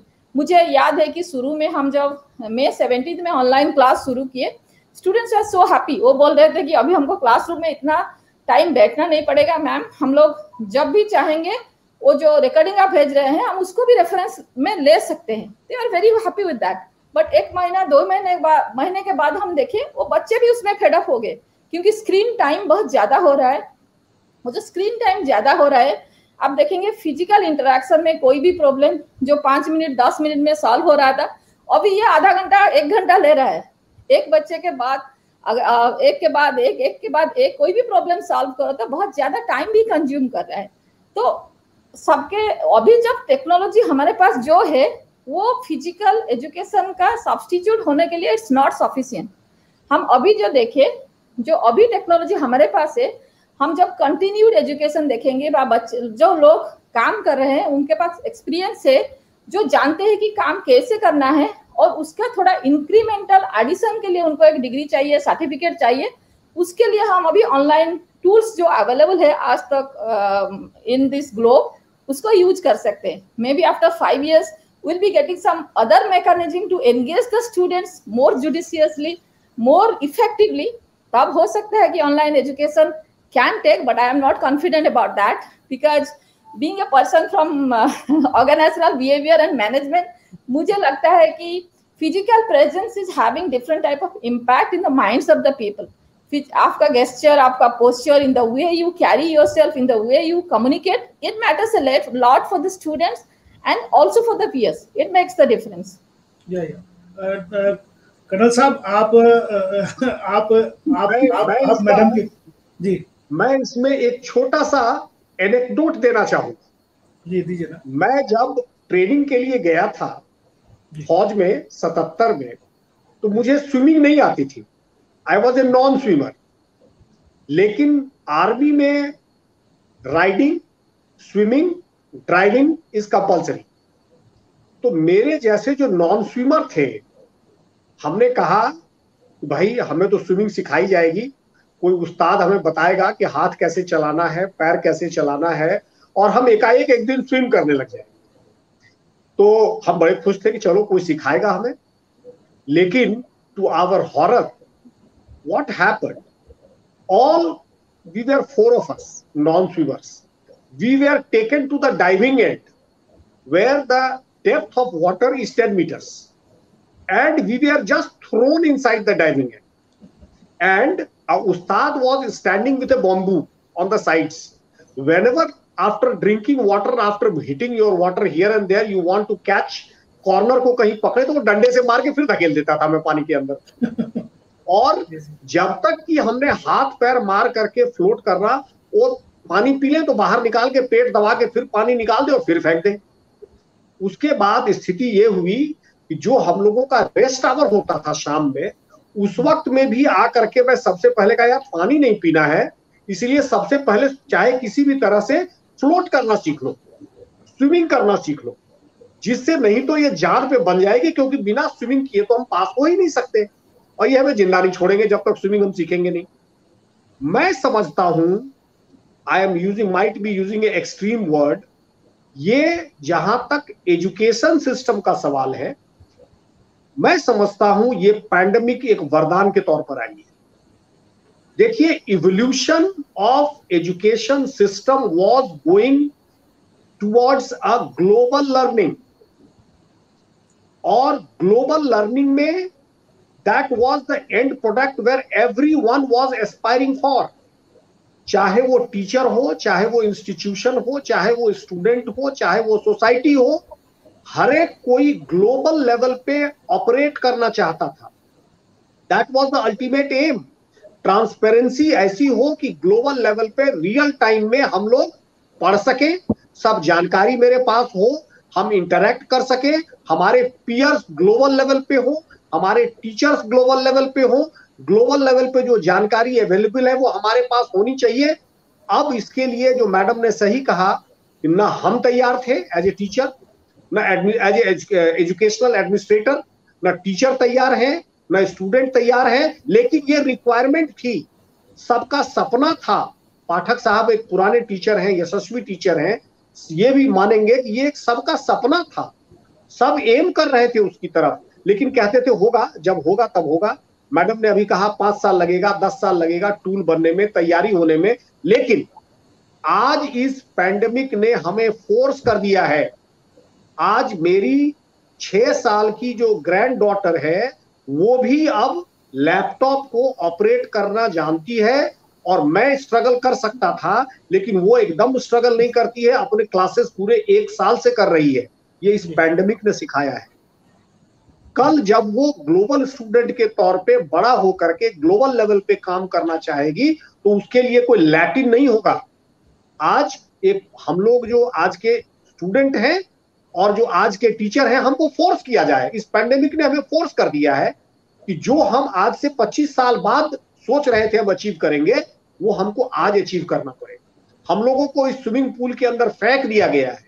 आज हम तड़प रहे हैं कि ना हम सिखाना ना पढ़ाना जान सकते हैं अपने आप को पूरी तरह से, वो हम लेसन इम्पार्ट नहीं कर पा रहे हैं, स्टूडेंट वो लेसन ले नहीं पा रहे हैं, लेकिन ये कंपल्शन है और हमको ये सीखना पड़ेगा। मैं समझता हूं कि आज के वातावरण में इस पैंडेमिक सिचुएशन को एक चैलेंज लेते हुए as a institution, as a teacher, as a student, हम लोग इसको चैलेंज के तौर पर ले, और जिस तरह से पानी पी करके स्विमिंग सीखा जाता है और कोई तरीका नहीं है, उस ढंग से चाहे अपने आप को थोड़ा सा हम ट्रबल में डालें, हमें ज्यादा एफर्ट लगाना पड़े, हमें ज्यादा इनोवेट करना पड़े।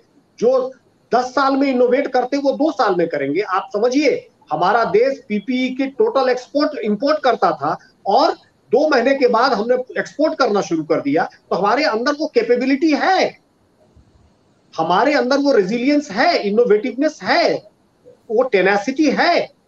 तो हम आज उसको इस्तेमाल करके, आज ये समय की जरूरत है कि उसको इस्तेमाल करके हम सब जल्दी से जल्दी उसके लिए तैयार हो जाएं, और इसको एक चैलेंज के तौर पर लेते हुए, इसको एक हर्डल के तौर पर ना लेकर के एक चैलेंज के तौर पर ले, और हम लोग एक डिजिटल लर्निंग के ऊपर डिस्टेंट लर्निंग के लिए अपने आप को तैयार करें।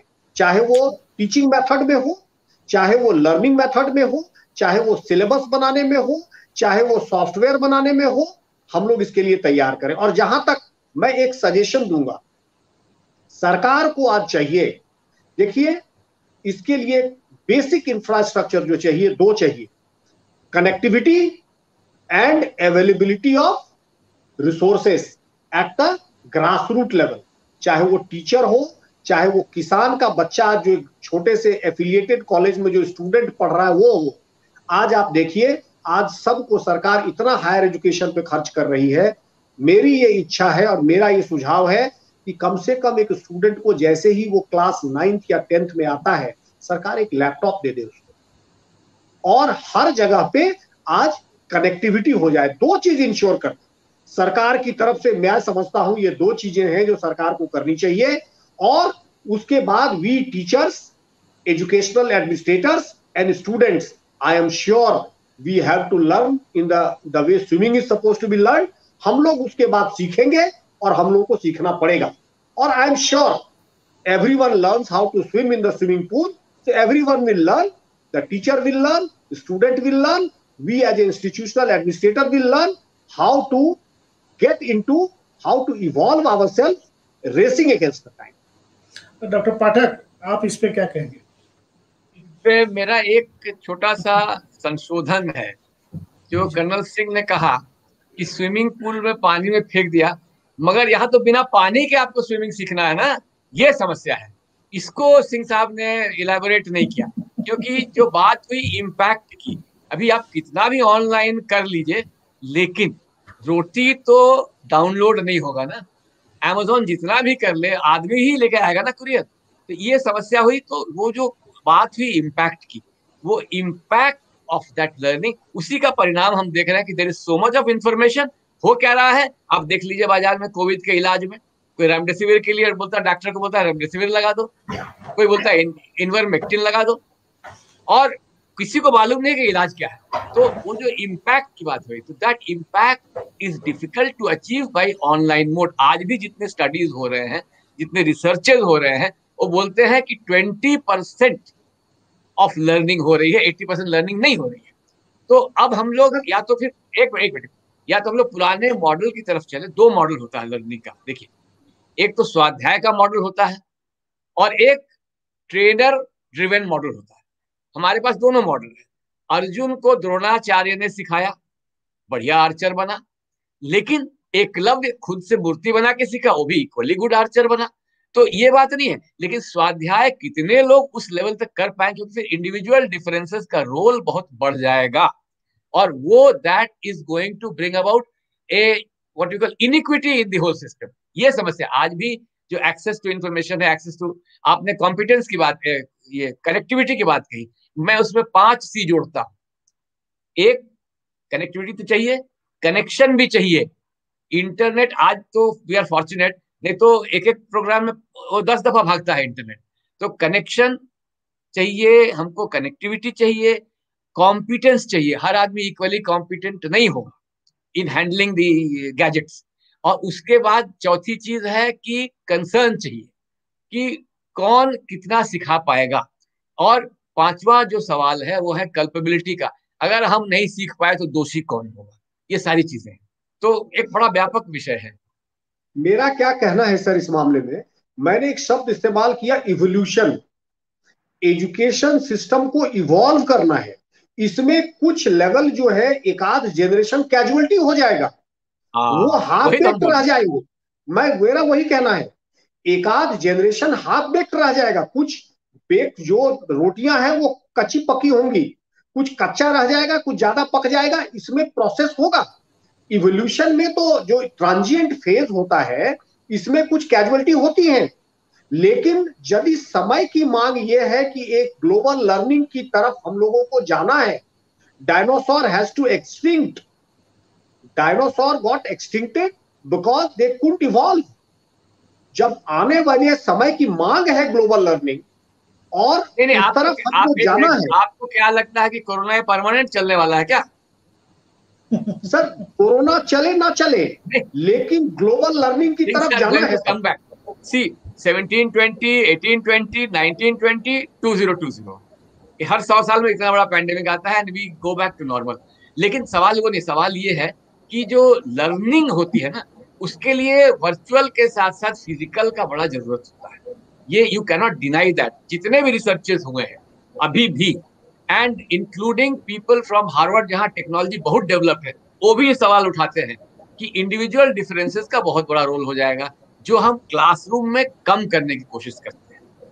मैं उसको डिनाई नहीं करता हूं सर, मैं उसको एकदम डिनाई नहीं करता हूं, लेकिन समय की ग्लोबल लर्निंग के लिए हम लोगों को अभी जो काम करना है, आज के समय में हमको फोर्स किया जाएगा इस पीरियड में कि हमको ग्लोबल लर्निंग के ऊपर ध्यान देना पड़ेगा। उसके लिए अपने आप को तैयार करना पड़ेगा। नहीं, ग्लोबल लर्निंग अलग चीज है। इसके दो पहलू हैं जो मुझे समझ आते हैं, जो मैं अभी आपकी चर्चा समझ रहा था कि एक तो क्या हम लोग वर्चुअल यूनिवर्सिटी की ओर बढ़ रहे हैं? जो मैंने पहले भी एक दो चर्चा में मैंने बात कही है कि वर्चुअल यूनिवर्सिटी क्या फिजिकल यूनिवर्सिटीज पे भारी पड़ेंगी। एक दूसरी बात क्या है कि एक सेक्टर तो खुल रहा है, जैसे डॉक्टर डीके सिंह जो बीआईटी सिंधी के डायरेक्टर जुड़े थे, उन्होंने एक बात कही थी कि सैनफोर्ड यूनिवर्सिटी के से ऑनलाइन कनेक्टिविटी करके बीआईटी के स्टूडेंट जो हॉस्टल में पढ़ रहे थे वो उनके साथ कोर्स कर रहे थे। तो कहीं ना कहीं एक अपॉर्चुनिटी खुलती है। अगर कुछ रास्ते बंद हुए हैं तो कुछ रास्ते खुले, लेकिन एक सुझाव बहुत अच्छा डॉक्टर सिंह का आया कि जो बच्चा 9th-10th क्रॉस करता है उस बच्चे को 2 चीजें सरकार को मुहैया करनी चाहिए। एक जो आपने बात कही कनेक्शन, जो उसको इंटरनेट का कनेक्शन चाहिए। दूसरा इन्होंने कहा हार्डवेयर, जो एक लैपटॉप सरकार को देना चाहिए। अगर ये दोनों चीजें दी जाती है तो मुझे लगता है कि ये जो ऑनलाइन का फॉर्मूला है, मैडम आप इसको जरा बेहतर समझ रही होंगी क्योंकि आप और डॉक्टर सिंह और तीनों ही आप लोग टीचिंग से हैं, कि तब लगता है कि ये जो आप वर्चुअल क्लास लेंगी या लेती हैं तो उसका बेनिफिट अल्टीमेट लेवल पे बच्चों को पहुंचेगा। जी मैडम। सर, वो जो ऑनलाइन क्लासेस है, नो डाउट अभी एक अपॉर्चुनिटी खुला है कि टू इंक्रीज द एक्सेसिबिलिटी और इंक्लूसिवनेस। ये दोनों का अभी बहुत ज्यादा मायने बढ़ गया थ्रू ऑनलाइन टीचिंग।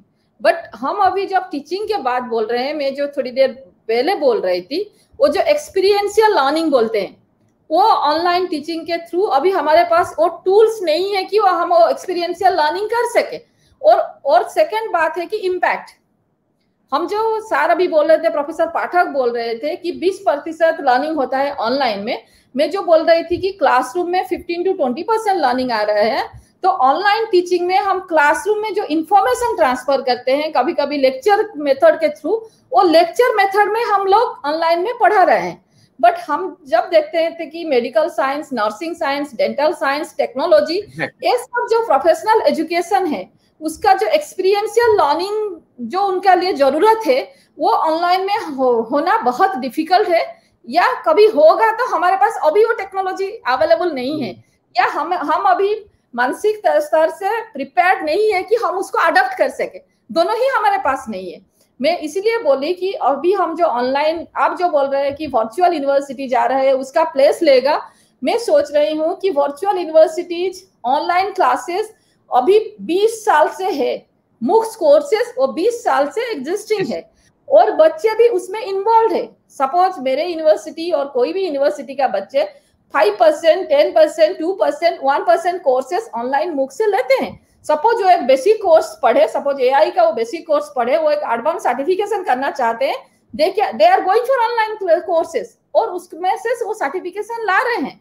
बट उनको बेसिक जो फंडामेंटल उनको क्लियर करना है, वो सब्जेक्ट्स में उनको जुड़ना है, वो सिर्फ फिजिकल मोड में ही अभी तक पॉसिबल हो रहा है। कल हो सकता है कि ऑनलाइन में पॉसिबल होगा, मुझे पता नहीं। टेक्नोलॉजी जैसे बहुत जोर से रैपिडली ग्रो कर रहा है। एडुटेक इंडस्ट्री आप देखेंगे, एक साल में शायद ये एडुटेक इंडस्ट्री का बहुत ज्यादा ग्रोथ हुआ है। कोई एक एवेन्यूज का ग्रोथ हुआ है तो एडुटेक इंडस्ट्री का बहुत ज्यादा ग्रोथ हुआ है। मे बी 10 साल के बाद हो सकता है, बट पर्सनली मैं कन्विंस नहीं हूँ कि एक कैंपस जो एजुकेशनल इंस्टीट्यूशन होता है, ये जैसे टेम्पल के जैसे होता है। जैसे हम टेम्पल में जाते हैं एंड जो पूजा करना, वहां पर जो एक प्रैक्टिस जो करते हैं ना, उसका वो through that practice we purify our thoughts, through that practice only. वो जो टेम्पल में जो सिस्टम में हम जाते हैं, वहाँ पूजा करते हैं, वो एनवायरनमेंट का भी हमारे ऊपर एक बहुत ज्यादा इम्पैक्ट है। एजुकेशनल इंस्टीट्यूशन भी ऐसा ही है, वहां पर जो समाज से जुड़े रहने का एक सिस्टम डेवलप है। आपका जो एजुकेशन सब्जेक्ट का में जुड़ने का जो सिस्टम है, और टीचर्स से सुनना है और कितना बिलीव करना है, नहीं करना है, वो जो एक्सपेरिमेंट का जो भी सिस्टम है, मैं नहीं सोचती हूँ कि ऑनलाइन में अभी तक वो पॉसिबल है। वो जो प्रैक्टिसेस हम फॉलो कर रहे हैं, हो सकता है कुछ साल बाद होगा, but I am not personally convinced, क्योंकि मुझे लगता है कि हम जितना ज्यादा ये ऑनलाइन में इन्वॉल्व हो रहे हैं, फिजिकल एजुकेशन का इम्पोर्टेंस हमको ज्यादातर रियलाइज हो रहा है। बच्चे जैसे फास्ट इंडिया में जितना बच्चे हैं, they are very happy that they are enjoying the flexible system. वो बोल रहे थे अभी हम एम्पावर्ड है, हमारे पास फ्लेक्सिबिलिटी है, हम कब क्लास करेंगे, कब नहीं करेंगे, क्या करेंगे, क्या नहीं करेंगे। बट अभी 3 महीने के बाद जस्ट उल्टा हो गया। वो लोग भी बोल रहे हैं कि एजुकेशन वाज बेटर। तो मैं सोच रही हूँ कि दोनों तरह का एजुकेशन चलेगा, कहीं पर कुछ भी रिक्वायरमेंट है, किस तरह का रिक्वायरमेंट है उसके तरफ से चलेगा, क्योंकि ब्लेंडेड एजुकेशन स्लोली हम लोग सब जा रहे थे ब्लेंडेड एजुकेशन की तरफ। कहाँ पर फंडामेंटल्स का इनपुट जरूरत है, कहाँ पर हायर लर्निंग्स का, इंटरनेशनल यूनिवर्सिटी का कनेक्शन जरूरी है, उसको बैलेंस्ड वे में एजुकेशनल इंस्टीट्यूशन का रेस्पॉन्सिबिलिटी है कि उसको बैलेंस्ड वे में लेंगे। और उसमें ही मैं सोच रही हूँ कि जो होलिस्टिक एजुकेशन हम बोल रहे हैं, हम दोनों को फॉलो करेंगे तो होलिस्टिक एजुकेशन सिस्टम डेवलप कर सकते हैं। आपका मैं एकदम मैडम मैं टोटली एग्री करता हूं आपसे। मैं actually what I was trying to say कि जो बेसिक फंडामेंटल्स है, देखिए आप हम लोगों ने आज भी जो वर्चुअल यूनिवर्सिटी की बात की, मैं ये कभी नहीं कह रहा हूं कि वर्चुअल यूनिवर्सिटी कन्वेंशनल यूनिवर्सिटी को और करिकुलर सिस्टम को रिप्लेस करेगा, नहीं सॉरी, वर्चुअल सिस्टम की एक अपनी जगह होगी, कन्वेंशनल सिस्टम की अपनी एक जगह होगी। मेरा यह कहना है सिर्फ कि आज तक जो वर्चुअल सिस्टम के तरफ जो तवज्जो दी जा रही थी वो सिर्फ कुछ हद तक एक लिप सर्विस के तौर पर थी, चाहे वो कंप्यूटर क्लासेस स्कूल में हो या कॉलेज में या हायर इंस्टीट्यूशंस में, उसकी तरफ जो एक जितना इम्पीटस और थ्रस्ट दिया जाना चाहिए था वो नहीं हो रहा था। हम लोग अभी भी ज्यादा जोर देते थे जो हम लोगों का ऑर्थोडॉक्स सिस्टम है टीचिंग लर्निंग प्रोसेस का, उसकी तरफ। इस पैंडेमिक ने हमें फोर्स किया है कि नहीं, अपना हम फोकस उस तरफ भी लेकर जाएं।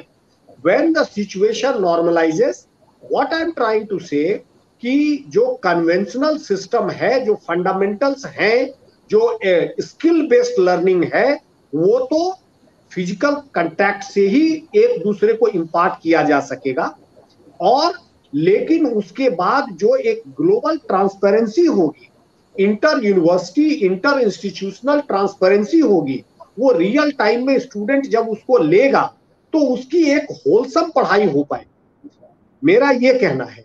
लेकिन ये पैंडेमिक ने हमें एक अपॉर्चुनिटी दी है, मैं इसको एक अपॉर्चुनिटी देखता हूं कि यदि हम लोग सरकार से लेकर के एडमिनिस्ट्रेटर से लेकर के टीचर्स और स्टूडेंट्स इसको एक अपॉर्चुनिटी के तौर पर लें कि हम लोग इस अपॉर्चुनिटी में, चूंकि हमारे पास एक बंधन है कि हमको और कोई रास्ता नहीं है मेरे पास, तो हम लोग इसका एक कंफर्ट लेवल भी डेवलप कर पाए आपस में, हर एक लेवल पे हर एक आदमी, कि भाई हम ये भी कर सकते हैं, तो ये होगा कि ये उसकी एक होलसम पढ़ाई हो पाएगी और हम लोग आगे की तरफ बढ़ पाएंगे।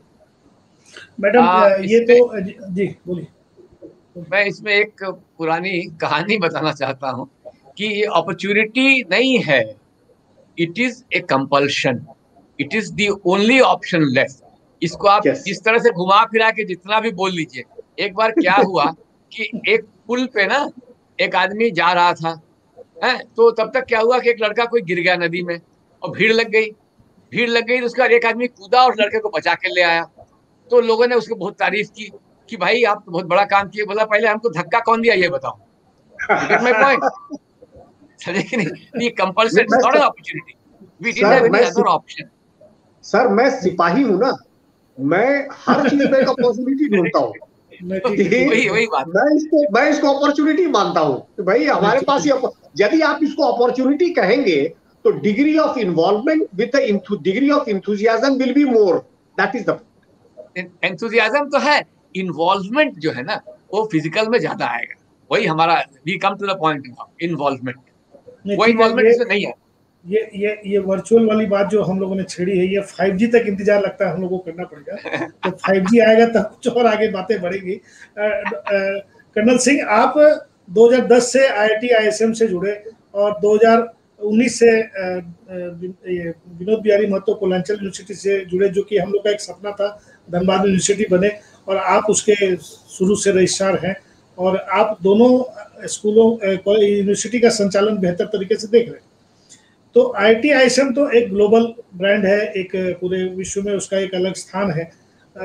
विनोद बिहारी महतो कोलांचल यूनिवर्सिटी को आप भविष्य में कहाँ तक ऊंचाई जाते हुए देखते हैं कि उसमें कितनी संभावनाएं हैं और कितना वो आगे जाएगी और किस तरह से यहाँ पे एजुकेशन का लेवल और ऊपर की ओर जाएगा? देखिए, मैं जब IIT ISM में था, तो अब जब उसके बाद मैं विनोद बिहारी महतो कोयलांचल यूनिवर्सिटी में आया, तब मैंने रियलाइज किया कि IIT ISM में मैं एक आइवरी टावर में जी रहा था।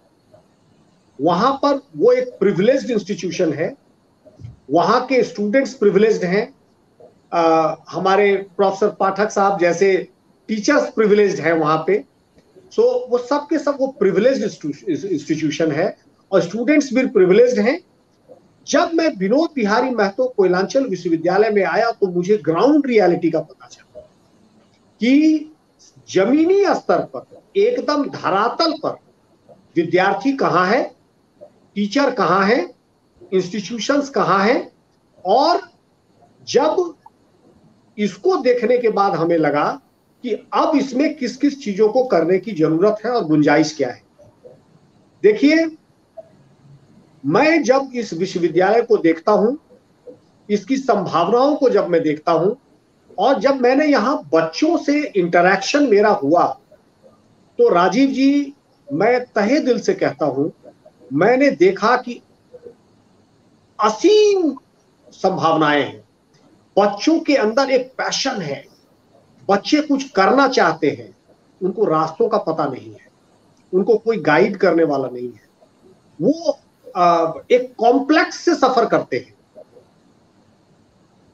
वो एक कॉम्प्लेक्स से सफर करते हैं। वो कॉम्प्लेक्स जो है, कभी एक विद्रोह की तरफ मैनिफेस्ट करता है, दूसरी तरफ इंट्रोवर्टनेस की तरफ मैनिफेस्ट करता है।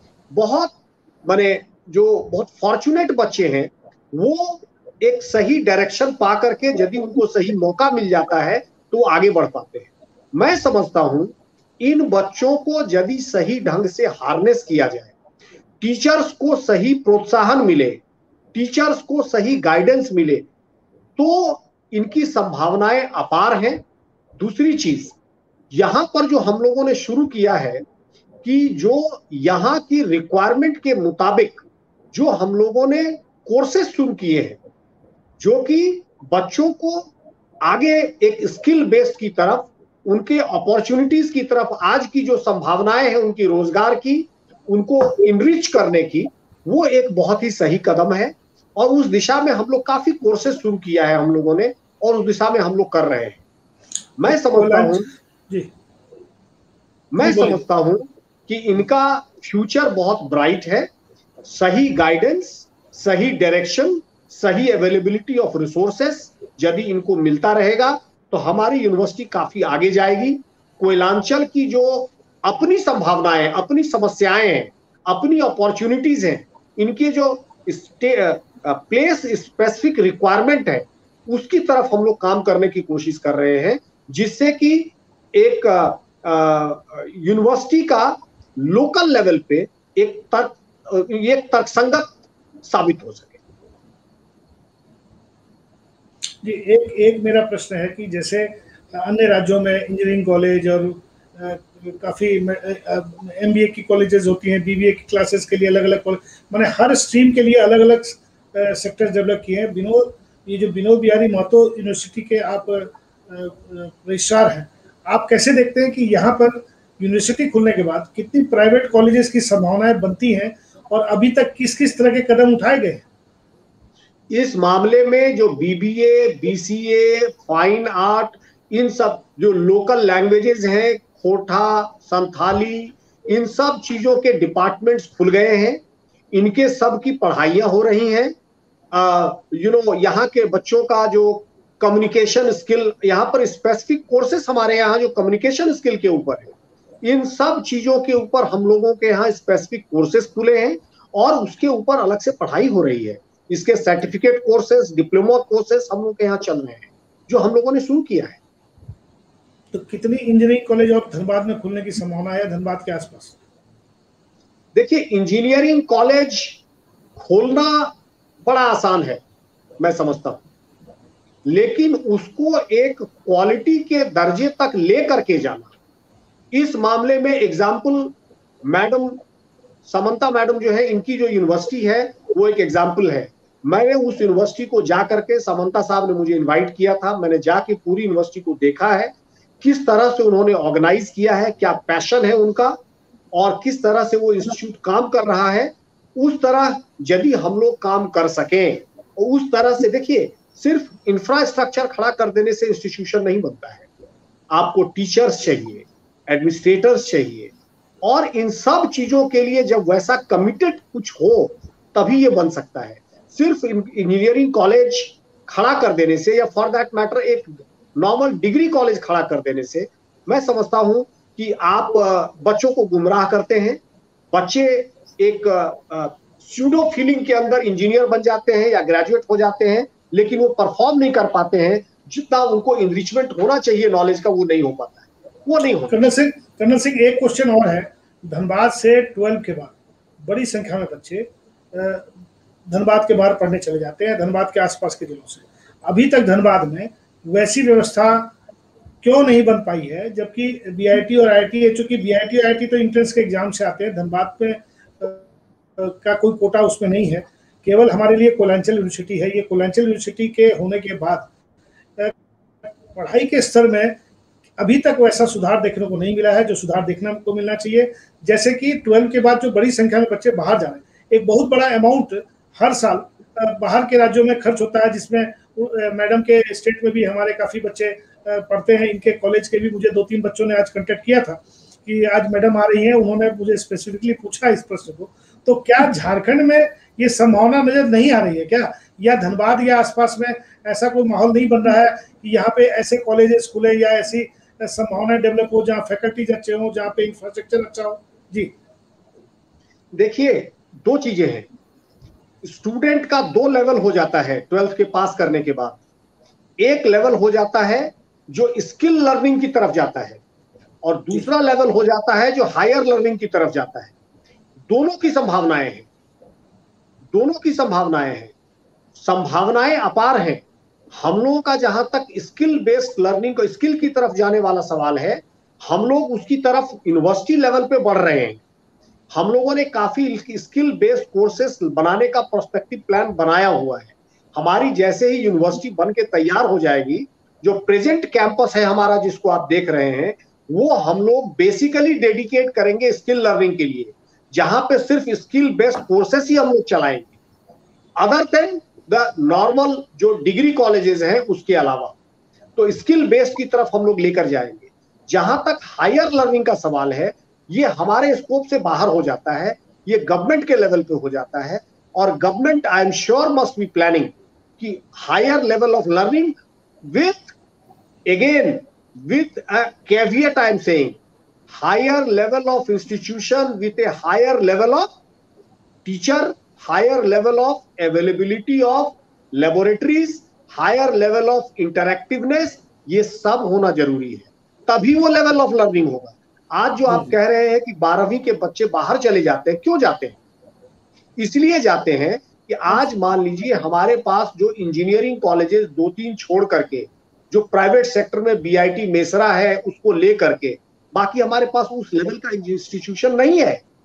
यदि उस तरह के इंस्टीट्यूशन आज खड़े होंगे, और कुछ खड़े हो रहे हैं मुझे जैसा लगता है झारखंड टेक्निकल यूनिवर्सिटी बनने के बाद, तो वो जो एक्सोडस है वो कुछ हद तक घटेगा, और इस दिशा में आई एम श्योर और भी काम काफी हो रहे हैं।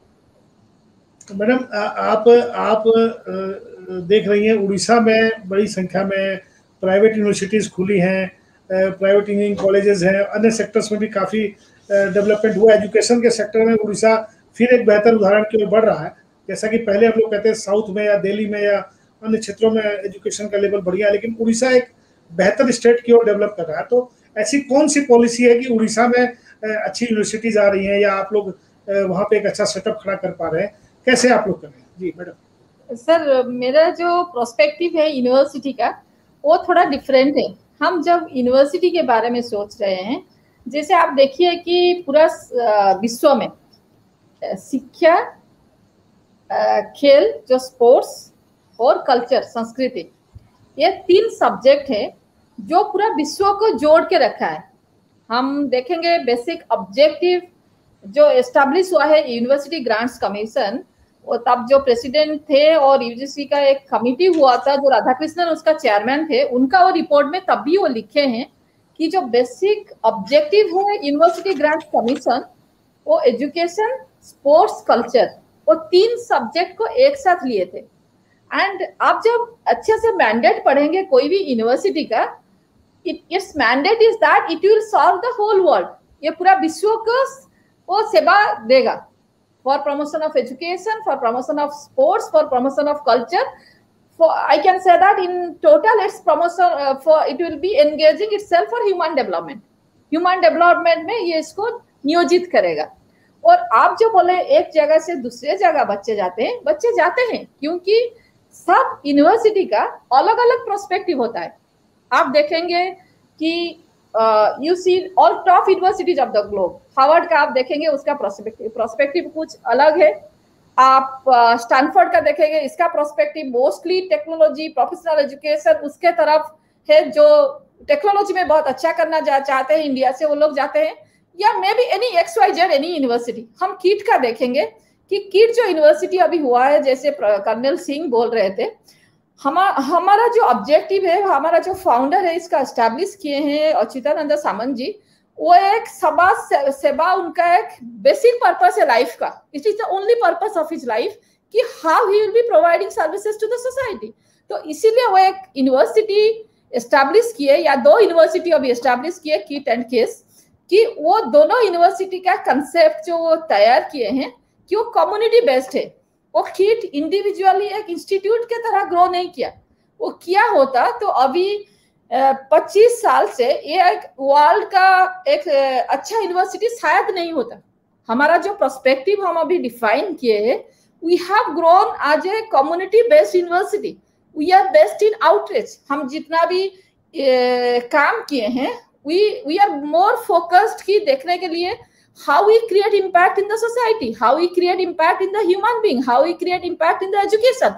We are a very impact focused university and community based university. ऐसा हम जो भी रिसर्च करते हैं, जो भी पढ़ाई करते हैं, जिसको भी पढ़ाते हैं, हमारा एक बेसिक ऑब्जेक्टिव रहता है कि बच्चे जो अब यहाँ पढ़ने आते हैं वो कैसे सोसाइटी में सोशियली सेंसिबल हो, वो सोसाइटी का जो इश्यूज है उसको समझे और उसके तरह ग्रो करे। तो ऐसे डिफरेंट टाइप्स के यूनिवर्सिटीज है, उनका डिफरेंट पर्सपेक्टिव है।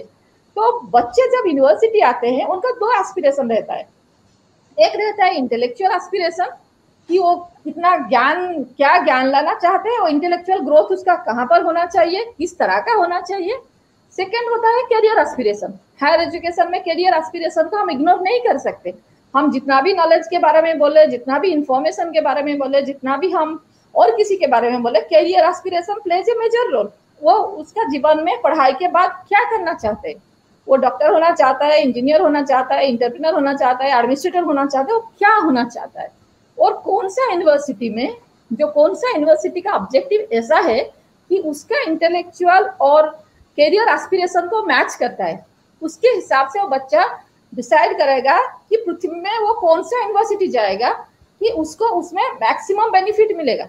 That depends on that child only, and that autonomy should be given to that child कि वो क्या पढ़ेगा, क्यों पढ़ेगा, उसका एस्पिरेशन क्या है, कहाँ पर वो मैचिंग हो रहा है। वो धनबाद में हो, वो ओडिशा में हो, वो अमेरिका में हो, लंदन में हो, वो क्योंकि यूनिवर्सिटीज का तो बेसिक पर्सपेक्टिव है कि वो विश्व का अच्छे से ह्यूमन डेवलपमेंट करे, वो कहीं पर भी हो। तो मैं सोचती हूँ कि वो फ्रीडम बच्चों को मिलना चाहिए। आप जो बोल रहे हैं ओडिशा में बहुत ज्यादा इंस्टीट्यूशंस ग्रो कर रहे हैं, यस, सिंस 97, 98 और 2000 के बाद बहुत ज्यादा कॉलेजेस ओडिशा में इसीलिए आया। आप देखेंगे ओडिशा में सिर्फ कॉलेजेस नहीं आया, बहुत सारे इंडस्ट्रीज भी आए। आप देखेंगे नंबर ऑफ स्टील इंडस्ट्रीज इन ओडिशा बहुत ज्यादा ग्रो किया है। इनिशियली आप देखेंगे जितना भी सॉफ्टवेयर इंडस्ट्रीज है, सब सॉफ्टवेयर इंडस्ट्रीज भुवनेश्वर में आए। वो भी और एक रीजन से कि ओडिशा में सब डिस्ट्रिक्ट में इंजीनियरिंग कॉलेजेस खुला, प्रोफेशनल कॉलेजेस खुला। अभी हम देख रहे हैं कि बच्चे धीरे धीरे बेसिक सोशल साइंस और बेसिक साइंस के लिए बहुत इंटरेस्टेड हो रहे हैं। अभी जनरल कॉलेजेस भी बहुत ज्यादा खुल रहे हैं प्राइवेट सेक्टर में भी। हम नेशनल एजुकेशन पॉलिसी देखेंगे, यूनिवर्सिटी का पर्सपेक्टिव देखेंगे, उसमें सिर्फ एक ही डिफरेंस है, पब्लिक सेक्टर इंस्टीट्यूशन का गवर्नमेंट पैसा देता है, प्राइवेट सेक्टर इंस्टीट्यूशंस को अपने आप पैसा जनरेट करना पड़ता है सेल्फ फाइनेंसिंग मोड में। बट हम फोकस होना चाहिए कि प्रोस्पेक्टिव क्या है, क्या रियली ये इंस्टीट्यूशन। जी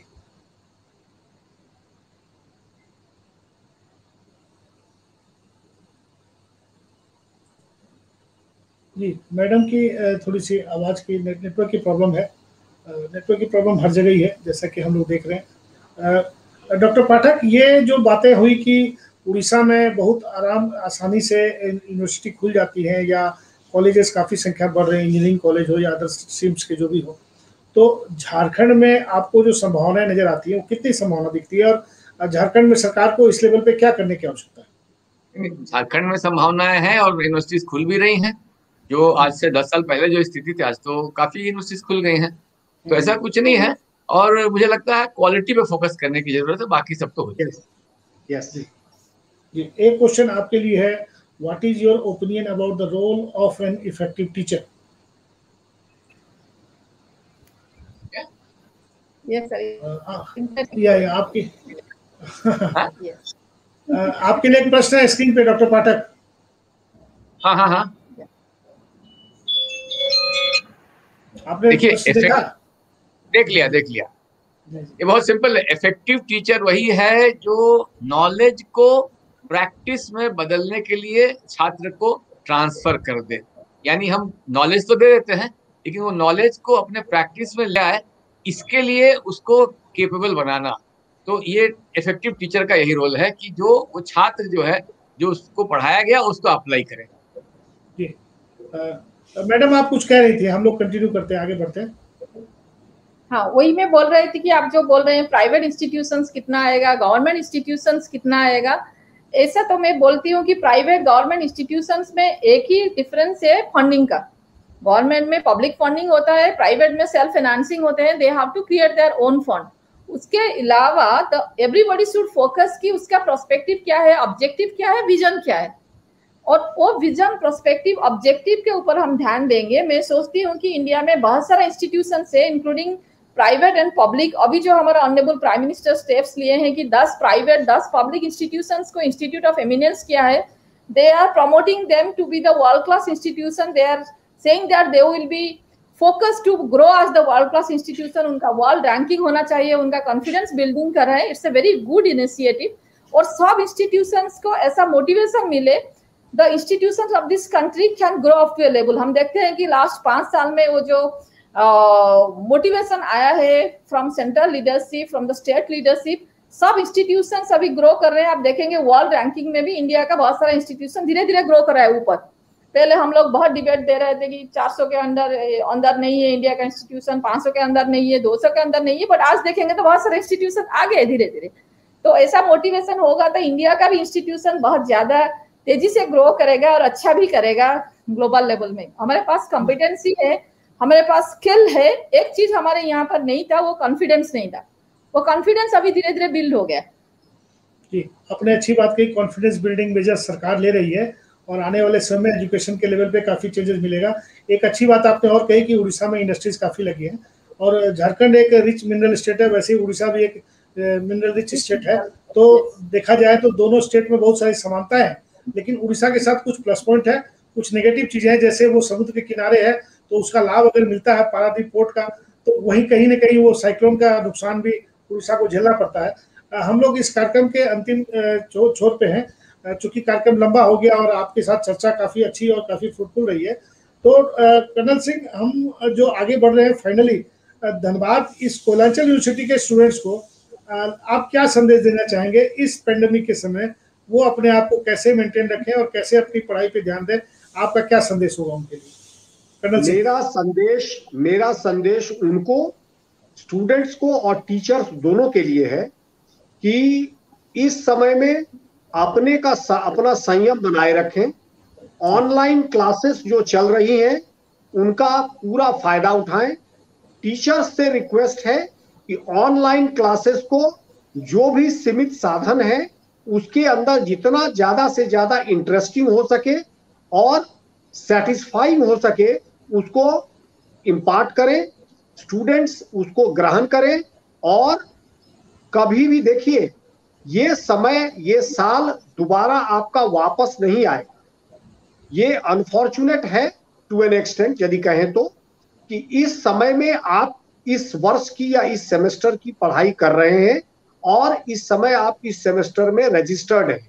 तो इस समय का ध्यान, इस समय के अनुसार आपको ऑनलाइन मोड में अपनी पढ़ाई करनी है और टीचर्स पढ़ा रहे हैं, टीचर्स इसको और इंटरेस्टिंग बना के पढ़ाएं, स्टूडेंट इसको और लर्न करें, और इसके बाद आने वाला समय और बढ़िया होगा। आने वाला समय फिर सूरज चमकेगा और हम लोग फिर यूनिवर्सिटी को ऑफलाइन मोड में जैसे पढ़ाई होती है वैसे होगी और आपकी पढ़ाई और कंप्लीट होगी। लेकिन अपने संयम को बरकरार रखते हुए मैं सभी स्टूडेंट्स और टीचर्स से रिक्वेस्ट करूंगा कि अपने पठन पाठन के कार्यक्रम को जारी रखें और इसको दृढ़ता से आगे की तरफ बढ़ाएं। जी मैडम, आप क्या संदेश देंगी स्टूडेंट को जब हम लोग अंतिम चरण में है कार्यक्रम के? सर, अभी 1 साल हो गया, teachers students both are struggling a lot. सब लोग ऑनलाइन में तो पढ़ाई कर रहे हैं, मगर ये पैंडेमिक के कारण बहुत सारा स्ट्रेस भी क्रिएट हो रहा है। पढ़ाई तो बहुत इंपॉर्टेंट है, यूनिवर्सिटी भी बहुत ट्राई कर रहे हैं कि सबको एकेडमिक्स में एंगेज रखे, but we all should remember that life is above everything. तो हम सब बहुत I can say that intensely we should think about our health and our life, और पढ़ाई का चलता रहेगा। हम यहाँ यूनिवर्सिटी में भी एक सिस्टम डेवलप किए हैं कि बच्चों के लिए एग्जाम्स एक साथ में देना कंपलसरी नहीं है। जब कोई भी तैयार है they can come and request for the examination. We have मतलब हम लोग एक सिस्टम बनाया है कि 3-4 बार एग्जाम्स हो रहा है, एंड सेमेस्टर ऑनलाइन तो हो रहा है, हमारे पास सिस्टम है। तो बच्चे जब तैयार हैं हम लोग कर रहे हैं, किसी के पास आज इंटरनेट है नहीं है तो वो टाइप का फ्लेक्सिबिलिटी है, तो बच्चे और टीचर्स दोनों ही ज़्यादा स्ट्रेस ना ले। और हम always in we focus on joyful learning, कि हमारा लर्निंग एक्सपीरियंस कैसे बहुत ज़्यादा एंजॉयबल होगा, उसमें हम बहुत ज़्यादा फोकस करते हैं। और इस पैंडेमिक में भी जो बच्चों का कोई भी प्रॉब्लम है, they should not be stressed out, they should contact to the authority. I think that with this commitment to cross over this pandemic with more confidence, मैं सोचती हूँ कि जो बच्चे हैं, जो टीचर्स है, जो स्टाफ है किड का, वो अच्छे से वो पैंडेमिक का क्रॉस कर जाएंगे और जरूर कुछ दिन के बाद सब कुछ नॉर्मल हो जाएगा। हम लोग फिर कैंपस में एक साथ काम करेंगे, पढ़ाई करेंगे और ग्रो करेंगे जो आज तक हम कर चुके हैं। हमारे बच्चे हर वक्त हम किड में बोलते हैं कि children are the supreme in the campus and we all miss them a lot. And हम लोग सब सोच रहे हैं कि उनको फिर हम कैंपस में पाएंगे बहुत जल्दी, 1 महीने 2 महीने 3 महीने के बाद हो सकता है, पर बहुत जल्दी वो कैंपस में आएंगे और हम लोग एक साथ लर्न करेंगे, ग्रो करेंगे, एंजॉय करेंगे। जी डॉक्टर पाठक, आप क्या संदेश देना चाहेंगे? क्योंकि आपके लिए एक प्रश्न भी है वैसे वो प्रश्न आपका नहीं है, लेकिन वो प्रश्न आपके लिए ही है कि डॉक्टर पाठक बताएंगे कि विटामिन सी आप बूस्टर के लिए आप जरा, चूंकि आपका ये प्रश्न नहीं है, वो लगता है मुझे लगता है वो मिस नहीं ठीक है, ये प्रश्न बिल्कुल मेरे लिए ठीक है। ठीक है, बताइए। विटामिन सी ही नहीं, देखिए हमारे विटामिन सी का जितना आपको रिक्वायरमेंट है वो करीब हमको लगता है 500 mg तो नहीं है डेली। तो जो most of the vitamin C है वो बेकार, मतलब वो यूरिन के रास्ते से निकल जाता है। हाँ, इसलिए विटामिन सी या कोई भी विटामिन हम लोग जो है, एक्चुअली हिंदुस्तान जो है दुनिया में सबसे ज्यादा गोली खाने वाला देश है और हाँ, ये इसका स्टडी है। तो उतना ही जैसे जिंक आजकल लोग खा रहे हैं, अब जिंक की रिक्वायरमेंट आपको 10-12 mg है, आप लिए जा रहे हैं जिंक, तो ज्यादा जिंक खाने से इम्यूनिटी उल्टा भी होता है। ये सब सोच समझ के बिना डॉक्टर के राय के दवाई नहीं खाना चाहिए, यही मेरा सलाह है। जी मुझे लगता है कि आपने सलाह सारी दे दी और हम लोग कार्यक्रम के अंतिम चरण में आज की जो चर्चा हम लोग की हुई है ये काफ़ी पॉजिटिव चर्चा रही। सेना के काम करने की शैली, सेना के उपयोग और साथ साथ एजुकेशन लेवल में ऑनलाइन पढ़ाई के जो तरीके हैं उनमें क्या क्या बदलाव आए हैं, किस तरह के बदलाव आए हैं और उन बदलावों से स्टूडेंट्स को क्या फ़ायदा हो रहा है, क्या ये बदलाव 5G टेक्नोलॉजी में और अधिक आएंगे। इन बदलावों की चर्चा को हम आगे जारी रखेंगे, लेकिन आप सबों से निवेदन है कि सोशल डिस्टेंसिंग बनाए रखिए, हैंड सैनिटाइजर का उपयोग करिए और मास्क लगाए बगैर घर से मत निकलिए। बहुत जरूरी हो तभी आप घर से बाहर जाएं। इन्हीं चंद बातों के साथ आज की इस बैठक को हम लोग विराम देते हैं और हम लोग जल्द कल 9 बजे रात को पुनः मिलेंगे। तब तक